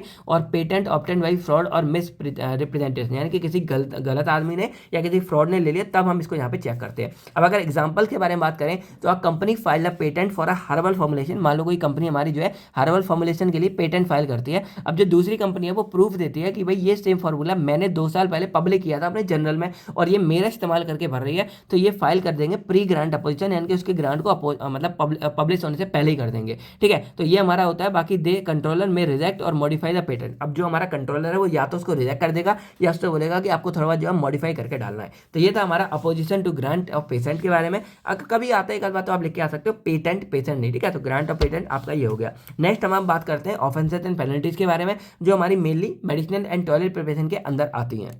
तो अगर आप इसके ऑफेंसेस एंड पेनल्टीज के बारे में बात करें तो मैन्युफैक्चरिंग एनी ड्यूटेबल मेडिसिनल और toilet preparation without a valid licence, यानी कि बिना लाइसेंस के अगर आप इसको बनाओगे तो आपको 2000 तक का फाइन लगेगा। देन यहाँ पे होता है कब्जा कर लेना, यानी कि जो आपके गुड्स होंगे, मशीनरी होगी, उन सब पे कब्जा कर लेगा गवर्नमेंट, और हो सकता है कि आपको जेल में भी डाल दिया जाए। देन आता है not paying the required excise duty और under reporting production to avoid duty, यानी कि मान लो आप क्या कर रहे हो, प्रॉपर अपनी एक्साइज ड्यूटी नहीं भर रहे हो, तो यहाँ पे क्या करेगी गवर्नमेंट की जितना आपका ड्यूटी होती है, यानी कि जो आपका टैक्स वगैरह उसको इंटरेस्ट के साथ वसूलती है, यानी कि आप पे टैक्स इंटरेस्ट भी लगाएगी 10-12% का, और देन वसूलेगी, तो बहुत बड़ा नुकसान हो जाता है। देन आपको 2000 रुपए तक का फाइन भी लग सकता है। इसके अलावा जो आपके गुड्स वगैरह होंगे, जो कैंसिलेशन मतलब गुड्स वगैरह, उसको सीज भी कर देगी और आपके लाइसेंस को भी कैंसिल कर सकते हैं, यानी कि इसमें बिल्कुल स्ट्रिक्ट हमारा रूल चलता है। देन यहाँ पे होता है प्रोसेसिंग और transporting alcohol without proper document और आउटसाइड परमिटेड लिमिट, यानी कि मान लो या तो आपकी जो लिमिट है उससे ज्यादा आप ट्रांसफर कर रहे हो कहीं पे, या आपके पास प्रॉपर डॉक्यूमेंट नहीं है, तो आपको 1000 रुपए तक का फाइन लग सकता है। और जो आपकी एल्कोहल है उसको यहाँ पे क्या कर लेंगे, कब्जा में ले लेंगे, जो गवर्नमेंट है इलीगल हो जाएगी,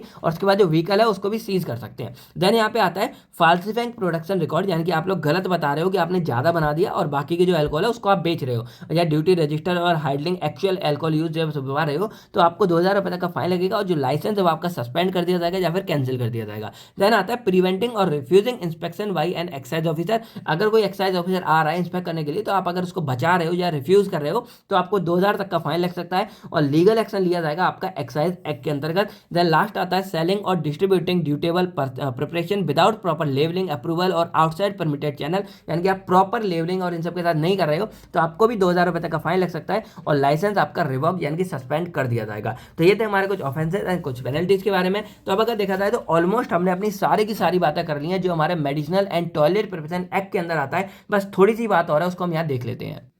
तो हमारा यहाँ पे नेक्स्ट पार्ट आता है manufacture of Ayurvedic, homeopathy and patent and proprietary medicine. अब देखो इतना ज्यादा क्वेश्चन तो नहीं आता है, लेकिन देखो पेटेंट प्रोप्राइटरी वाला आता था, वो मैंने आपको स्टार्टिंग में ही अच्छे से करा दिया है। बाकी इन पे थोड़ी नजर डाल लेते हैं कि under the medicinal and toilet preparation act 1995 any preparation containing alcohol, narcotic और psychotropic substance must follow licensing duty and record keeping rules to prevent misuse and ensure tax compliances, यानी कि प्रॉपर आपको रूल वगैरह रखना पड़ेगा, licence follow करना पड़ेगा, और जो टैक्स है उसको अच्छे से जमा करोगे। अब आयुर्वेदिक के लिए सिंपल क्या था, must follow formula from authoritative Ayurvedic text, यानी कि जो हमारे आयुर्वेदिक फॉर्मूलरी है इंडिया के, वहीं से आप ऑफिशियल फॉर्मूला यूज करोगे। एल्कोहल जो आप यूज करोगे वो डिक्लेयर होना चाहिए कितना यूज कर रहे हो, जैसे हमारा अस्वा बनाते हैं या अरिस्ता बनाते हैं। देन जो मैन्युफैक्चर है उसको नीड, यानी कि एक वैलिड लाइसेंस की रिक्वायरमेंट है, और जो पे एक्साइज ड्यूटी होती है वो उसको फिल करनी पड़ेगी अगर वो एल्कोहल का यूज कर रहे हैं। एग्जाम्पल जैसे देखा जाए तो हमारा अर्जुन अरिस्ता है, तो वो सेल्फ जनरेटेड एल्कोहल को कंटेन करता है, इसलिए इस पर भी टैक्स वगैरह देना पड़ेगा। देन नेक्स्ट हमारा आता है होम्योपैथी। अब ये क्या होता है कि इसमें जो एल्कोहल है वो एज अ वेस्ट की तरह इस्तेमाल करते हैं, जो ऐसी गोलियां छोटी छोटी बनती है, जैसे हमारा मदर टिंचर हो गया, डाइल्यूशन के लिए इस्तेमाल करते हैं। अब जो मैन्युफैक्चर है उसको भी इसके लिए एक लाइसेंस लेना पड़ेगा और अल्कोहल यूज के रिकॉर्ड को रखना पड़ेगा कितना हम इस्तेमाल कर रहे हैं। अब जो ड्यूटी है वो हमारी कैलकुलेट की जाती है based on alcohol strength and quantity, यानी कि कितना अल्कोहल इस्तेमाल कर रहे हो, क्या क्वांटिटी है, उसके बेस पे। एग्जांपल जैसे यहाँ मदर टिंचर ऑफ बेलेडोना है, जो हमारा एट्रोपिन बेलेडोना होता है, वो 90% तक अल्कोहल कंटेन करता है, तो उसी हिसाब से इस पर टैक्स वगैरह लगता है। तो ये हमारा हो गया कि भाई बाकी जो पेटेंट प्रोप्राइटरी वाला है वो हम ऑलरेडी यहाँ पे देख चुके हैं। अब एक लास्ट टॉपिक हमारे इसके अंदर का शॉर्ट में आ जाता है एक्सपोर्ट ऑफ अल्कोहलिक प्रिपरेशन, यानी कि अगर आपको ये प्रिपरेशन को एक्सपोर्ट करना है तब आपको क्या करना पड़ेगा। आता नहीं है, थोड़ा शॉर्ट में समझ लेते हैं, नोट्स में आप अच्छे से पढ़ लेना। तो यहाँ पे क्या है कि export of alcoholic medicinal toilet preparation is regulated under medicinal, इस एक्ट के अंदर हम पूरे इसको रेगुलेट करेंगे, और इसमें हमारे जो कस्टम होते हैं और जो एक्साइज रेट्स आते हैं वो सारे हमारे यहाँ पे फॉलो कर देने पड़ते हैं। देन दीज प्रिपरेशन है वो इंक्लूड करती हैं, जैसे हमारे टिंचर हो गया, सिरप हो गया, लिनिमेंट हो गया, परफ्यूम हो गया, या आफ्टर सेप हो गया, जो एल्कोहल को कंटेन करते हैं वो सारे के सारे हमारे इसके अंदर आती हैं। अब एक्सपोर्ट करना है तो क्या करना पड़ेगा, पहले होता है रेगुलेटरी फ्रेमवर्क, यानी कि जो एक्सपोर्ट है वो अलाउ किया जाता है ओनली पर्सन प्रॉपर लाइसेंस और permission from the excise commissioner and custom authority, यानी कि जिसके पास प्रॉपर लाइसेंस होगा और परमिशन होगी हमारी एक्साइज कमिश्नर के द्वारा और कस्टम अथॉरिटी के द्वारा, वही सिर्फ हमारे जो है अल्कोहल बेस्ड सब्सटेंस को आगे भेज सकता है। अब जो मैन्युफैक्चर है वो मस्ट भी लाइसेंस होना चाहिए, यानी कि जो इसको बनाया है ना वो भी लाइसेंस उसके पास होना चाहिए। Then application for export permission, अब जो एक्सपोर्टर है उसको अप्लाई करना पड़ता है स्टेट एक्साइज डिपार्टमेंट के अंतर्गत। उसमें क्या है, उसको नेम एंड क्वांटिटी बतानी पड़ती है, कितना उसको एक्सपोर्ट करना है, देन कंट्री ऑफ एक्सपोर्ट कहाँ पे भेजना है, देन मोड ऑफ ट्रांसपोर्ट यानी कि ए और सी के द्वारा, देन प्रूफ और वैलिड मैन्युफैक्चरिंग लाइसेंस यानी कि अपना वैलिड आपका बना रहे हो आपका वैलिड है या नहीं है वो प्रूफ देना पड़ता है। देन डॉक्यूमेंट क्या चाहिए, आपको एक्सपोर्ट का लाइसेंस दिखाना पड़ेगा, परमिशन लेटर देना पड़ेगा, then invoice and packing list, then certificate of analysis यानी कि क्या है आपने पूरा मतलब चेक कर रखा है क्वालिटी एश्योरेंस प्रॉपर है या नहीं है, देन सर्टिफिकेट ऑफ ओरिजिन यानी कि इंपोर्टिंग कंट्री वगैरह है वहाँ का ओरिजिन के लिए आपका सर्टिफिकेट है या नहीं है इंपोर्टिंग कंट्री के पास। देन यहाँ पे बिल ऑफ लोडिंग और एयरवे बिल यानी कि जो आप लोड वगैरह कर रहे हो उसके लिए प्रॉपर बिल वगैरह आपको दिखाना पड़ता है, और इसके अलावा एयरवे का बिल यानी कि जहाँ से भेजोगे, देन कस्टम डिक्लेरेशन फॉर्म यानी कि कस्टम वाले परमिशन दे देते हैं, वो डिक्लेरेशन फॉर्म बनाते हैं, वहाँ पे साइन वगैरह होते हैं, वो चाहिए होता है, उसके बिना आप यहाँ पे नहीं निकाल सकते हो। देन फोर्थ हमारा आता है एक्साइज ड्यूटी एंड बॉन्डेड। अब इसमें मेनली हमारा क्या होता है, if the goods are manufactured in a bonded preparation, अगर हमारा गुड्स बॉन्डेड प्रिपरेशन बना जा रहा है तो कोई एक्साइज ड्यूटी नहीं मतलब चार्ज की जाती है द टाइम ऑफ एक्सपोर्ट यहाँ पे, ठीक है। और जो हमारा एक्सपोर्टर होता है उसको एग्जीक्यूट करना पड़ता है बॉन्ड के साथ, जैसे हमारा फॉर्म AR2 हो गई या सिमिलर हो गए, इंश्योर करने के लिए कि जो गुड्स हमारा एक्सपोर्ट किया जा रहा है वो सही जगह पहुंच रहा है, ऐसा तो नहीं है कि बोल के और लोकली सेल कर रहे हैं, तो ये सब भी चेक किया जाता है। देन आता है क्वालिटी एंड स्टैंडर्ड कंप्लायंस यानी कि product must meet Indian pharmacopoeia और अदर ऑफिशियल स्टैंडर्ड यानी कि किसी स्टैंडर्ड के अकॉर्डिंग होना चाहिए। सम कंट्री में रिक्वायर्ड WHO GMP सर्टिफिकेशन और स्टेबिलिटी डाटा यानी कि कुछ कंट्री ऐसी होती हैं जो अगर इंपोर्ट कराती हैं तो उनको प्रॉपर चाहिए कि वो WHO के द्वारा सर्टिफाई होना चाहिए। देन कस्टम क्लियरेंस क्या होता है, आफ्टर एक्साइज क्लियरेंस, जब एक्साइज क्लियरेंस हो जाता है देन गुड्स हमारे कस्टम के पास भेजा जाता है और कस्टम भी वेरीफाई करेगा सभी डॉक्यूमेंट को और कंसाइनमेंट को सील कर लेता है और अप्रूव होने के बाद जो है गुड्स को अलाउ करता है कि वो बाहर भेज देता है। देन ड्यूटी ड्रॉबैक या रिबेट, अब एक्साइज ड्यूटी हमारी पेड पहले है तो कोई बात नहीं है, exporter can claim duty drawback after proof of export करने के बाद। Then this is done by submitting export document and proof of submit, और ये हमारी एक्सपोर्ट डॉक्यूमेंट वगैरह प्रूफ सबमिट सारा कुछ हमारा किया जाता है। और लास्ट आता है हमारा इंटरनेशनल ट्रेड कंप्लायंस। अब जो एक्सपोर्टर है उसको फॉलो करना पड़ेगा इंपोर्टिंग कंट्री रेगुलेशन यानी कि जो हमारी इंपोर्टिंग कंट्री है उसके द्वारा, जैसे हमारा FDA हो गया या EMA हो गया, देन हमारी labelling alcohol content safety warning must match destination country law यानी कि जिस कंट्री में हमारा वो भेजा जा रहा है उस कंट्री के लॉ के अकॉर्डिंग भी ये सारा हमारा मैच होना चाहिए। तो ये टॉपिक एक आध बार कभी आ जाता है, अगर आधा लिख के आ सकते हो। यही था हमारा एक्सपोर्ट ऑफ अल्कोहलिक प्रिपरेशन के बारे में। तो अब अगर देखा जाए सिंपली तो हमने जो पूरा का पूरा अपना क्वेश्चन था यानी कि क्वेश्चन नंबर 2 था ये कंप्लीट भी कर लिया और जो बचा हुआ पार्ट था वो भी हमने यहाँ डिटेल्स में जो अपना कंप्लीट कर लिया है। तो अब हमारा यहाँ पे लास्ट क्वेश्चन या एक तरह से बोल सकते हैं लास्ट पार्ट हमारा आता है, चैप्टर आता है narcotic and psychotropic substance act 1985। अब देखो यहाँ पे मेनली क्या बात करना है कि ये एक्ट हमारा क्यों आया है और इसके अंदर की ये कमेटी है ना ये हमें मेनली बात करनी है। तो ये इसको हम शॉर्ट में क्या बोल देते हैं, NDPS बोल देते हैं, क्योंकि यहाँ पे पूरा नाम क्या होता है, narcotic drugs and psychotropic substance यानी कि NDPS एक्ट 1985। अब यहाँ पे क्या हो रहा था कि जो NDPS एक्ट है वो पास किया गया था हमारी गवर्नमेंट ऑफ इंडिया के द्वारा 1985 में to control and regulate operations related to narcotic drugs and psychotropic substances. अब हमें ये मेन जानना जरूरी है कि ये नार्कोटिक ड्रग्स हमारे क्या होते हैं और साइकोट्रोपिक सब्सटेंस एक्चुअल में क्या होते हैं, क्योंकि इन्हीं को कंट्रोल करने के लिए हमारा ये वाला जो NDPS एक्ट है वो यहाँ पे बनाया गया था। अब यहाँ पे क्या था कि बिफोर दैट इस एक्ट से पहले कोई भी एक सिंगल लॉ नहीं था जो हमारे ड्रग एब्यूज पे, इलीगल ट्रैफिकिंग पे और मिसयूज ऑफ एडिक्टिव सब्सटेंस के ऊपर कुछ बोल सके। यानी कि ये एक्ट हमारा इंश्योर करता है कि जो ऐसे सब्सटेंस हमारे जो यूज किए जा रहे हैं वो सिर्फ और सिर्फ हमारे मेडिसिनल एंड साइंटिफिक पर्पज के लिए इस्तेमाल किया जाए, कोई इलीगल यूज के लिए ना किया जाए। नहीं समझे? चलो कोई नहीं, मैं आपको एग्जांपल देके समझाता हूं। तो अब आप लोग जानते हो कि जो आज की दुनिया यानी कि हमारी जो टुडेज लैब है उसमें कितना ज्यादा स्ट्रेस है, कितनी ज्यादा लोगों को एंजाइटी और कितना ज्यादा वर्कलोड है, और एक तरह से बोल सकते हैं कि आज हमारी फास्ट लाइफ हो गई यानी कि बहुत तेज हो गई है। पहले क्या था, सारा दिन घर पे रहते थे, अपने काम पे गए, फिर आ गए, फिर बैठे हैं धूप में बातें कर रहे हैं फैमिली के साथ। लेकिन आज बहुत फास्ट लाइफ हो गई यानी कि आप सुबह उठोगे और आपको पता नहीं चलेगा कि कब शाम हो गया। यानी कि आप अगर घड़ी देखोगे एकदम आपको 2-3 दिखेगा, फिर घड़ी देखोगे शाम के 6-7 दिखते हैं। यानी कि इतनी ज़्यादा फास्ट हमारी लाइफ हो गई है आज की, और इतना ज़्यादा वर्कलोड हो गया कि लोगों को स्ट्रेस एंजाइटी सब रहता ही है। तो भाई यहाँ पे हम लोग क्या चाहते हैं कि चैन से नींद आ जाए, लेकिन इतना स्ट्रेस रहता है, दिमाग में कुछ ना कुछ चलता रहता है, तो नींद भी नहीं आती है। और यहाँ पे क्या है, कुछ ना कुछ दिमाग में चलता रहता है। तो अब हम यहाँ क्या चाहते हैं कि हमें कुछ ऐसा मिल जाए जो हमारे दिमाग को कंट्रोल करे, हमारे अटेंशन को ग्रैब करे और हमें थोड़ी देर के लिए राहत मिलाए। और इसी टाइम पे हमारी एंट्री होती है कुछ narcotic drugs and psychotropic substance के बारे में। अब ये हमारे एक्चुअल में क्या होते हैं, अगर मैं इसके बारे में बात करूं तो जो हमारे नार्कोटिक सब्सटेंस होते हैं ये मेनली हमारे पेन को रिड्यूस करने के लिए आते हैं। और जिसको मान लो नींद नहीं आ रही है या किसी को ड्रॉजीनेस वगैरह है, उसके इंसोम्निया को ट्रीट करेंगे और नींद लाने में भी हेल्पफुल रहते हैं। तो जो नार्कोटिक है वो हमारे पेन को रिड्यूस करेंगे, स्लीप ड्रॉजीनेस को बढ़ाने का काम करते हैं।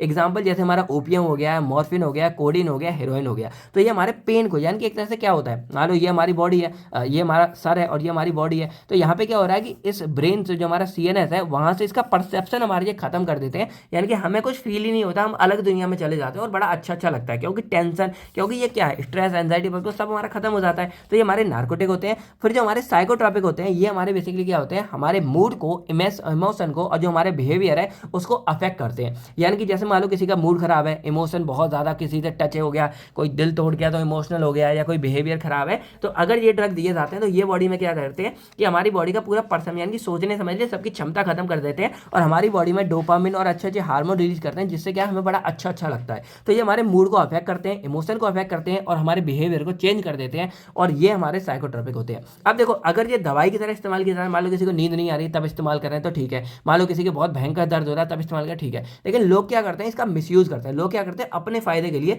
यानी कि मान लो कोई टेंशन हो गई, दिल टूट गया या कुछ गड़बड़ हो गई, तब इन ड्रग का इस्तेमाल करने लग जाते हैं और क्या देखते हैं कि इनसे उन्हें राहत मिल रही है और वो कुछ टाइम के लिए अपनी सारी टेंशन भूल जाते हैं। यही काम हमारा एल्कोहल करता है, बस एल्कोहल थोड़ा कम लेवल पे होता है, लेकिन ये जो ड्रग्स हैं ये हमारे कुछ सीरियस लेवल पे काम करते हैं। तो इनका लोग क्या मिसयूज करने लगते हैं और बार बार इनका इस्तेमाल करने लगते हैं। और जब बार बार इनका इस्तेमाल करते हैं तो इस वजह से क्या होता है कि अब जो है पेशेंट या कोई भी पर्सन है, उनको इनकी आदत लग जाती है। और अगर इनकी आदत लग गई तो भाई ये हमारे क्या करते हैं कि मतलब इनिशियल टाइम पे तो सही है, लेकिन बाद में क्या करते हैं कि इन ड्रग पे हम टोटली डिपेंड हो जाते हैं और कुछ टाइम बाद क्या होता है, खुद की सुनना बंद कर देते हैं। और इससे क्या आदत वगैरह, यानी कि जैसे मान लो हमें इसकी आदत पड़ गई है तो बिना इसके हमें कुछ अच्छा नहीं लगेगा, हम लोग क्राइम की दुनिया में चले जाएंगे, क्योंकि इसको खाने के बाद हमारा शुद्ध बुद्ध सब खो जाता है। तो जो कोई मान लो किसी ने कुछ बोला, हम उसको मार देंगे जाके, कुछ भी कर रहे हैं, मतलब यहाँ पे क्या है, बहुत ज़्यादा इलीगल चीज़ें चलने लगती हैं। और इसके बाद क्या है कि जब शुद्ध बुद्ध खो जाती है तो लोग क्या है, गंदे संदे काम भी करने लग जाते हैं, गलत सलत सोशल, यानी कि मारना, लोगों के साथ लड़ना, ये भी करने लगते हैं। अब इन ड्रग का और भी मिसयूज क्या होता है कि लोगों ने जैसे ये ले लिया तो ये क्या करता है, हमारे शुद्ध बुद्ध खत्म कर देता है, हमें बेहोश वगैरह कर देता है। तो यहाँ पे इलीगल ट्रैफिकिंग जो चलती है, यानी कि लोगों को, गर्ल्स को जो मतलब पूरा करते हैं, उनको ऐसे ड्रग दवाई दे देंगे, दवाई देने के बाद बेहोश करके उनको ले जाना या एडिक्शन करना, ड्रग अब्यूज करना। तो ये सारा का सारा फंडा जो है हमारे इन्हीं ड्रग के द्वारा यहाँ पे किया जाता है। तो यहाँ पे प्रॉब्लम तो हमको दिख गई कि भाई ये सब हो रहा था, यानी कि दिमाग हमारा स्ट्रेस था, एंजाइटी था, वर्कलोड था, फास्ट लाइफ थी और हमको 2 पल का सुकून चाहिए था। उसके लिए लोग क्या करते हैं, ऐसे इलीगल तरीकों का इस्तेमाल करते हैं और इन दवाओं का इस्तेमाल करने लगते हैं जो हमारे लिए मतलब दिमाग को कंट्रोल करेंगे, अटेंशन बढ़ाएंगे और थोड़ा सुकून पहुंचाते हैं। लेकिन इससे क्या होता है, हमारे सोचने समझने की क्षमता कम हो जाती है। और ये इनिशियल तो हमारा सही कंट्रोल कर रहा है ब्रेन को, सोच बिहेवियर, लेकिन अगर इसकी आदत पड़ जाए तो धीरे धीरे हम भूलने लग जाते हैं। हमारे जो नर्वस है, क्योंकि बॉडी का नेचुरल मैकेनिज्म जो है वो डैमेज होना शुरू हो जाता है, और अगर नेचुरल मैकेनिज्म हमारा डैमेज हो जाएगा, सब खत्म हो जाएगा, तो एट लास्ट में जाके बंदे मर भी जाते हैं, यानी कि बहुत ज्यादा इनके सीरियस हमारे नुकसान भी होते हैं। और यही रीजन है कि हमारा जो ये वाला है, यानी कि ये एक्ट हमारा बनाया गया था, क्योंकि ये एक्ट हमारा क्या करता है कि जो ऐसे हमारे ड्रग्स होते हैं, यानी कि जो नार्कोटिक वाले हैं, जो हमारे साइकोट्रॉपिक वाले हैं, इन ड्रग को रेगुलेट करेगा और ये इंश्योर करता है कि कोई हमारा इलीगल इनका इस्तेमाल ना करे। और पता है इसके लिए कितना स्ट्रिक्ट बनाया गया? आप बोलोगे सर होता तो है, मूवीज में देखते हैं इलीगल सब लोग ड्रग गांजा सब बेच रहे हैं, लेकिन अगर कोई पकड़ा जाए ना भाई, इसमें अगर कोई केस में पता, यानी कि ड्रग वगैरह के केस में कोई फंसता है तो लंबी जेल जाता है और उसका निकलना बहुत मुश्किल हो जाता है, क्योंकि नार्कोटिक डिपार्टमेंट वाले बहुत स्ट्रिक्ट होते हैं और बहुत सीरियस यहाँ पे पूरा वो करते हैं। ठीक है, तो यही हमारा बनाया गया था। बाकी मेन क्या था कि ये एक्ट हमारा बनाया गया था 1985 में, और इसका मेन काम क्या था, ये देखना कि जो हमारे ये सब्सटेंस प्रोड्यूस हो रहे हैं उसको चेक करना, सेल जो हो रही है उसको चेक करना, और ट्रांसपोर्ट हो रही है उसको चेक करना, और पोजीशन, यानी कि कहीं पर अगर कुछ गड़बड़ हो रही है, आपने देखा होगा कि 2 किलो मतलब आरडीएक्स कहाँ आ गया, 2 किलो कोकेन जब्त की, हेरोइन जब्त की, तो ये पोजीशन भी लेना, जब्त करना। और इनका मेन पर्पज यही था, to control and prevent misuse of these addictive drugs, यानी कि इन ड्रग्स के एडिक्टिव जो हमारे होते हैं उनके मिसयूज को प्रिवेंट करना या कंट्रोल करना, जिनका क्या होता है हाई एब्यूज पोटेंशियल होता है, यानी कि जिनका सबसे ज्यादा मिसयूज किया जा सकता है। तो ये था हमारा overall narcotic and psychotropic substance के बारे में, कि ये एक्चुअल में हमारे सब्सटेंस क्या होते हैं और इनको कंट्रोल और रेगुलेट करने के लिए हमारा ये वाला सब्सटेंस बनाया गया था। यानी कि सिंपल देखा था क्या था हमारा, the NTPS act was pass by the government of India in 1985 to control and regulate operations related to narcotic drugs and psychotropic substance, यानी कि इन सब्सटेंस को क्या करना था, हमारा रेगुलेट एंड कंट्रोल करना था।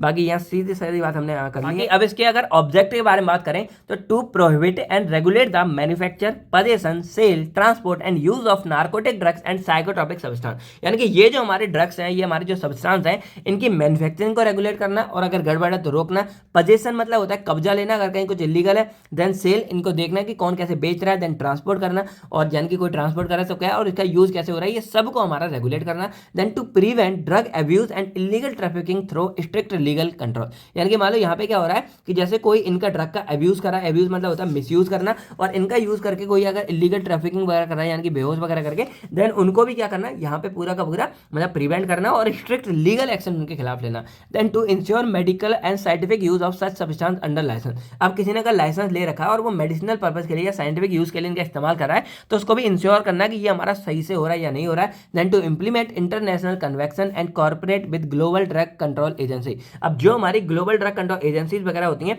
उनके द्वारा क्या होता है, यहाँ पे जैसे कुछ रूल्स वगैरह उनके होंगे, तो उनके साथ बस हमको कोऑपरेट करना होता है। तो वो कोऑपरेट करने का काम भी हमारा ये एक्ट करता है। मान लो किसी फॉरेन में किसी को चाहिए, तो भाई अगर एक्सपोर्ट करना है तो उनके साथ कोऑपरेट ये करते हैं, यानी कि क्या करते हैं, टू इम्प्लीमेंट इंटरनेशनल कन्वेक्शन, यानी कि पूरे ऑल ओवर इंडिया में हम लोग को जो होता है ना, जैसे रिश्ते बनाते हैं, इंटरनेशनल रिश्ते बनाते हैं, उनके साथ सब सही सही बना रहे, उसके लिए यहाँ पे कोऑपरेट भी करते हैं जो ग्लोबल ड्रग कंट्रोल एजेंसी होती है उनके साथ में। अब जैसे मान लो इंडिया का कोई है और इंडिया का कोई बाहर फॉरेन में ले जाके कोई कर रहा है इलीगल काम, या मान लो फॉरेन का कोई है वो इंडिया में कोई इलीगल काम कर रहा है, तो यहाँ पे क्या हो रहा है कि अगर ये कर रहा है तो जो कंट्री के यानी कि एक जो ग्लोबल हमारी ड्रग कंट्रोल एजेंसी है उनके साथ जो हमारी इंडिया की ये है एनडीपीएस एक्ट है, वो क्या करेगा, रिलायबल यानी कि उनके साथ सपोर्ट दिखाएगा, कोऑपरेट करेगा और बोलेगा हाँ भाई अगर कोई आए तो पकड़ने में हेल्प करता है। तो ये दोनों मिलकर भी हमारा काम करता है, जिससे ओवरऑल वर्ल्ड में हमारा जो क्या हो सके, जो हमारे ये इलीगल काम हो रहा है, ड्रग अब्यूज हो रहा है, यहाँ पे रुक सके। Then to empower enforcement agency like NCB हो गया, कस्टम्स हो गए, पुलिस हो गए, एक्साइज हो गए, इन्वेस्टिगेट और प्रोसिक्यूशन करने के लिए क्या है, हमारे इन चीज़ों को इन्फोर्स में लाना कि भाई ये अपना ये काम अच्छे से कर सके।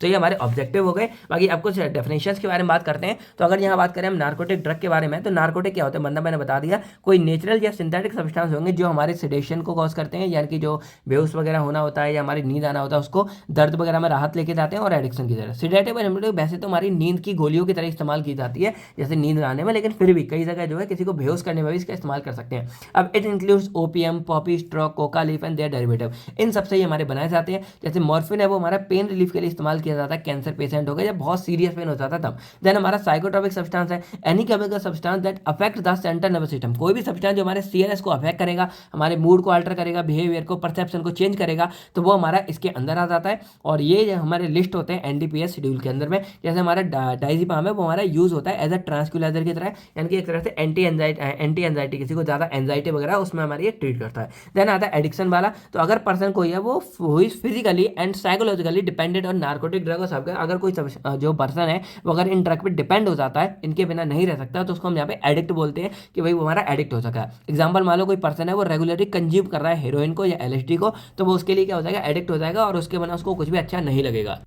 देन हमारे यहाँ पे नेक्स्ट आता है कैनबिस, इसको हेम भी बोलते हैं। तो ये हमारे इंटॉक्सिकेटिंग प्रोडक्ट होते हैं जो हमारे कैनबिस प्लांट के द्वारा मिले जाते हैं, यानी कि ये ऐसे सब्सटेंस है जो किसी भी पर्सन की थिंकिंग को चेंज कर सकते हैं, उसके बिहेवियर को चेंज कर सकते हैं, उसके सेंसेस को चेंज कर सकते हैं या फिर उसको कंट्रोल कर सकते हैं। अब इसमें हमारा चरस आता है, गांजा आता है, आपने गाना होगा ना, चरस से गांजा मेरे को प्यारा, तो ये क्या होता है, ये भी पर्सन की परसेप्शन पूरा चेंज कर देते हैं, सोचने में की क्षमता। बाकी देखो आपको सुनने में लग रहा होगा ये सब बहुत वो है, लेकिन भाई यकीन मानो इसके चक्कर में बिल्कुल कभी जिंदगी में नहीं पड़ना है कि अगर एक बार चक्कर में पड़े जिंदगी बर्बाद हो जाती है, कैरियर खत्म हो जाता है और बॉडी खत्म होती है, वो अलग है। तो इस चक्कर में बिल्कुल नहीं पड़ना। और इनका एडिक्शन आपको जैसे बोलने में लग रहा होगा सबसे खतरनाक होता है, यानी कि चाह कर भी लोग छोड़ नहीं पाते, बहुत सारी चीजें चलती हैं फिर भी नहीं छोड़ पाते। इसीलिए भाई इनके चक्करों में घुसो ही ना, और घुस गए हो तो तुरंत जो आप किसी रिहेबिलिटेशन सेंटर में जा सकते हो अपने आप को ठीक कराने के लिए। तो जैसे गांजा है उसको लोग स्मोक करते हैं इंटॉक्सिफिकेशन के लिए, इंटॉक्सिकेशन के लिए, यानी कि वही अपने आप के परसेप्शन मूड इनको चेंज करने के लिए। देन हमारे यहाँ पे कैनबिस प्लांट आता है,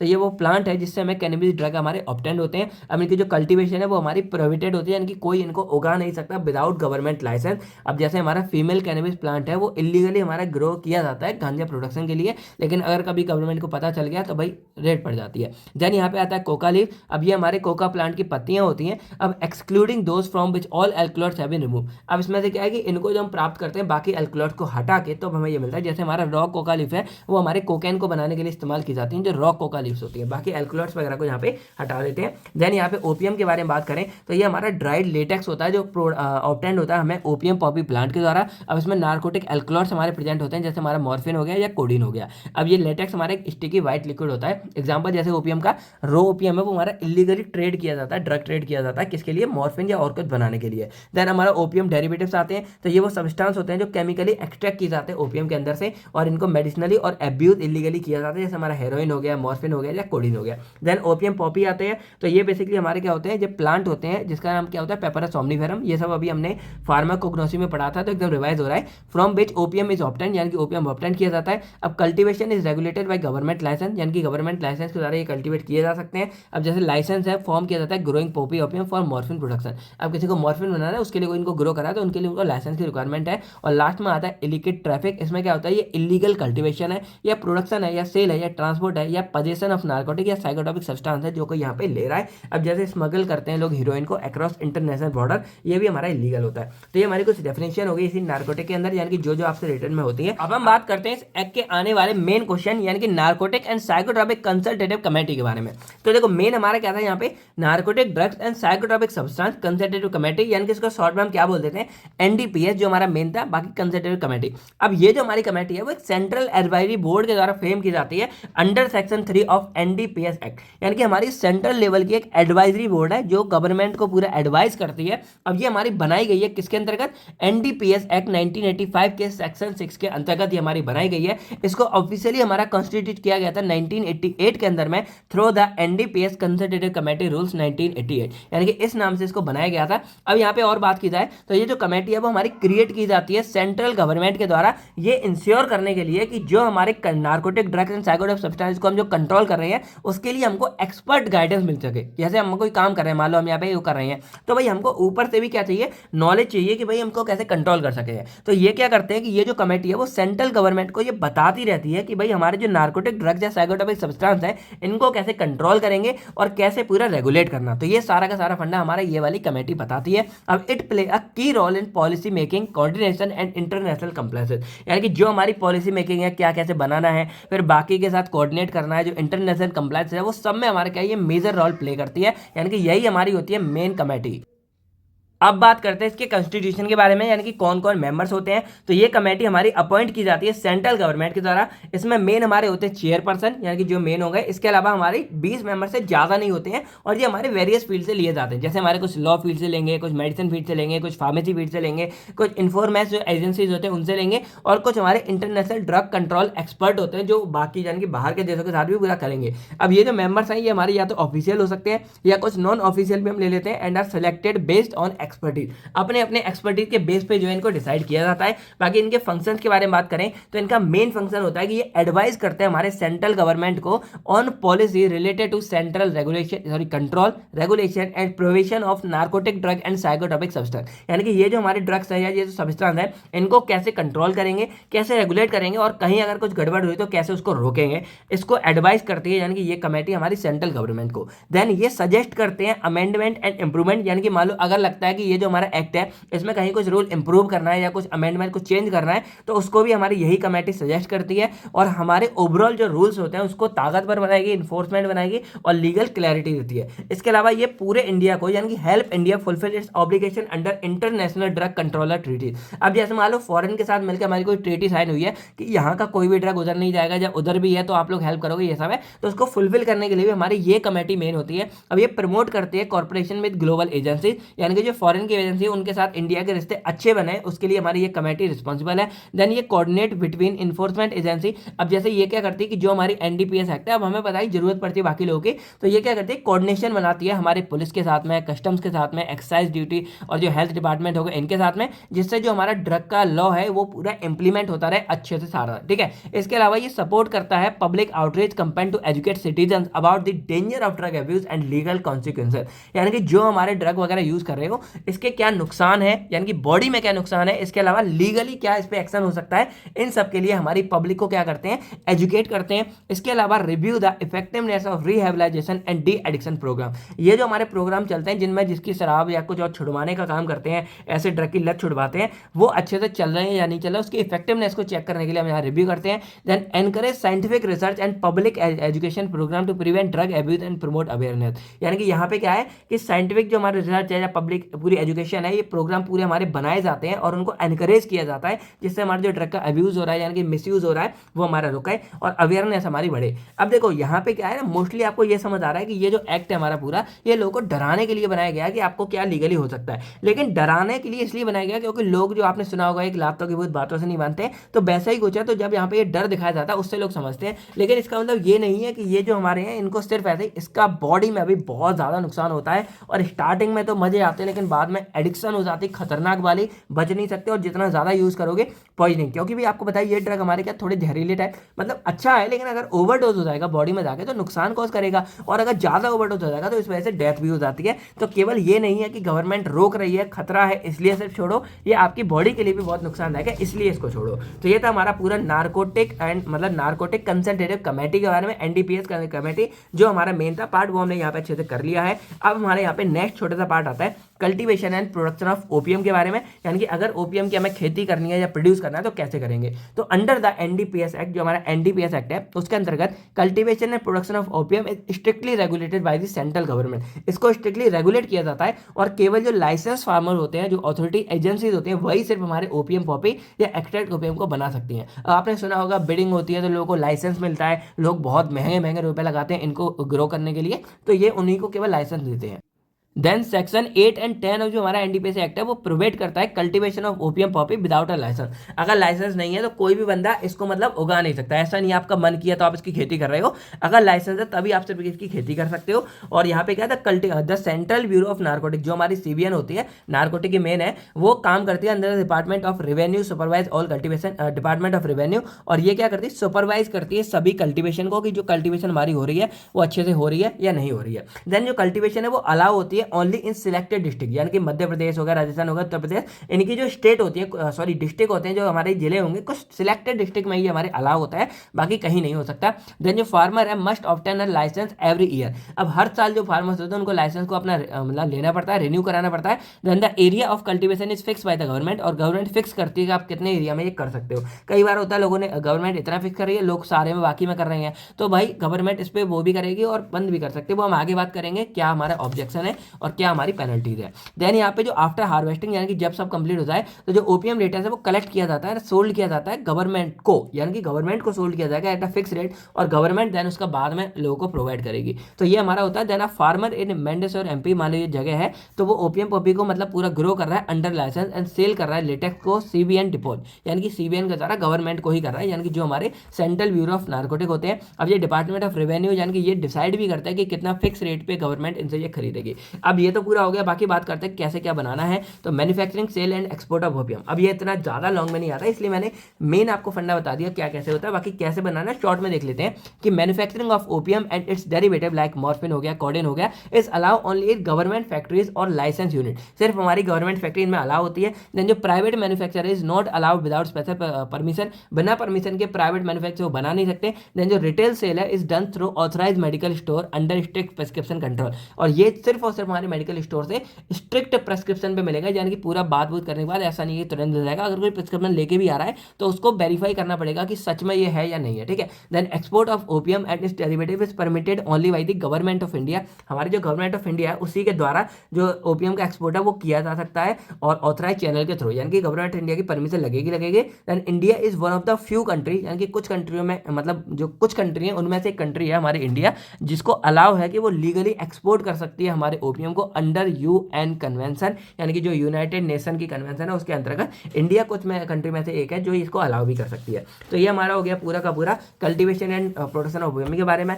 बाकी हमने यहाँ पे जो है नार्कोटिक एंड कंसल्टेटिव कमेटी के बारे में पढ़ लिया, और इसके बाद हमने मेन यहाँ पे पूरा का पूरा इस एक्ट के बारे में अच्छे से बात कर लिया है। आई होप आपको ये सब कुछ क्लियर हो गया होगा कि हमारा नार्कोटिक एंड साइकोट्रोपिक सब्सटेंस होता क्या है। अब लास्ट हम इसमें बात करते हैं ऑफेंस एंड पेनल्टीज के बारे में, और उसके बाद बाइंड अप करेंगे अपनी वीडियो को। तो भाई सिंपल सी बात है कि पोजेशन ऑफ स्मॉल क्वांटिटी, अगर किसी को पकड़ा गया है छोटी क्वांटिटी के साथ में तो उसको 1 साल तक की जेल हो सकती है और 10,000 रुपए तक का fine. Possession of more than small but less than commercial, यानी कि थोड़ा बड़ा साइज का है लेकिन कमर्शियल लेवल का नहीं है, तो उसको 10 साल तक की जेल, आप देख रहे हो 1 साल तक की जेल नॉर्मल में, और 10 साल तक की जेल हो सकती है और 1 लाख रुपए तक का फाइन। और पोजेशन ऑफ कमर्शियल क्वांटिटी, अगर किसी को कमर्शियल क्वांटिटी का मिल गया बहुत लार्ज क्वांटिटी में तो उसको 10 से 20 साल तक की जेल हो सकती है और 1 से 2 साल का सिर्फ फाइन। अब यहाँ बात करें कल्टीवेशन ऑफ कैनबिस, ओपीएम और कोकाकोला विदाउट लाइसेंस, यानी कि बिना लाइसेंस के अगर आप इसको भगा रहे हो, उगा रहे हो, तब भी आपको 10 साल तक की जेल हो सकती है और 1 लाख का फाइन। सोच रहे हो 10 साल कितना बड़ा मतलब टाइम है, बहुत ज़्यादा यार, मैं सोच के ही डर जाता हूँ कि 10 साल एक जेल के अंदर, ना ना भाई, ये बिल्कुल भी नहीं करना है। देन मैन्युफैक्चर और sale of narcotic drug without license, अगर आप नार्कोटिक ड्रग है उसको बेच रहे हो, यहाँ बना रहे थे तब है, अगर बेच रहे हो बिना लाइसेंस के तो 10 से 20 साल तक की जेल और 1 से 2 लाख का फाइन। देन फाइनेंसिंग और एडिंग ड्रग ट्रैफिकिंग, अगर आप इसमें मतलब फाइनेंस कर रहे हो, ये कर रहे हो, तो ट्रैफिकिंग के लिए तो 10 से 20 साल तक की जेल है और बाकी समय देन इम्प्रिजमेंट ये आगे होगी। देन आपको 1 से 2 लाख तक का फाइन भी लग सकता है। देन अगर दोबारा आप कोई भी काम को दोबारा रिपीट करते हो तो जो आपका पनिशमेंट है वो 30 साल तक हो जाएगा। ये सब आप देख रहे हो, ये 30 साल तक हो जाएगा या फिर लाइफ इंप्रिजमेंट भी हो सकती है। तो दोबारा तो बिल्कुल नहीं करना है। Then obstructing officer during search और सीजर, यानी कि आप जो सीज वगैरह कुछ मतलब करते टाइम कुछ मिल गया तो 3 साल तक की जेल हो सकती है या फाइन हो सकता है। फेलियर टू मेंटेन रिकॉर्ड और वायलेशन ऑफ लाइसेंस कंडीशन, अगर आप प्रॉपर लाइसेंस मेंटेन नहीं कर पाते, रिकॉर्ड नहीं रख पाते, तब भी आपको 3 साल तक की जेल हो सकती है। और अगर आप किसी ड्रग को, नार्कोटिक साइकोट्रॉपिक को इंपोर्ट कर रहे हो या एक्सपोर्ट कर रहे हो इलीगली, तो 10 से 20 साल तक की जेल हो सकती है या 1 से 2 लाख का फाइन लग सकता है। यानी कि यहाँ पे आप देख रहे हो कि पेनल्टीज भी बहुत ज्यादा स्ट्रॉन्ग लगाई गई है और जेल आपकी 10 साल तो कॉमन है, फिर 20 साल 30 साल भी लग सकती है। तो भाई ऐसा कुछ भी नहीं करना है। तो यही था दोस्तों हमारा पूरा का पूरा narcotic and psychotropic substance act के बारे में। अब अगर देखा जाए, हमने अपनी यूनिट 3 को कंप्लीटली कवर कर लिया है। काफी बड़ी यूनिट थी, बाकी किसने एक बार में पूरी देखी है भाई कमेंट करके बताना। काफी ज्यादा पेज भी हो गए हैं। बाकी डेफिनेशन के अंदर आपको कमेंट करके लिखना है कि फार्मेसी एक्ट हमारा क्या होता है, मेडिसिनल एंड टॉयलेट प्रिपरेशन हमारी क्या होती है, और narcotic and psychotropic consultant committee के बारे में। तो जो भी आप कमेंट करके लिख सकते हो, वीडियो को लाइक करके आप शेयर कर सकते हो। बाकी कैसी क्या लगी भाई कमेंट करके जरूर बताएगा। बाकी जो भी आपको बाकी के यूनिट चाहिए, जितने पीडीएफ वगैरह चाहिए, सारा कुछ आपको केवल फार्मा ऐप के अंदर देखने को मिल जाएगा। तो यही था दोस्तों आज की इस वीडियो में। अब मैं मिलता हूं आपसे बहुत जल्द नेक्स्ट वीडियो में। तब तक थैंक यू, टेक केयर। आप सभी लोग अपना अपनी फैमिली का ध्यान रखेगा। बाय बाय दोस्तों, जय हिंद दोस्तों, all the best for exam.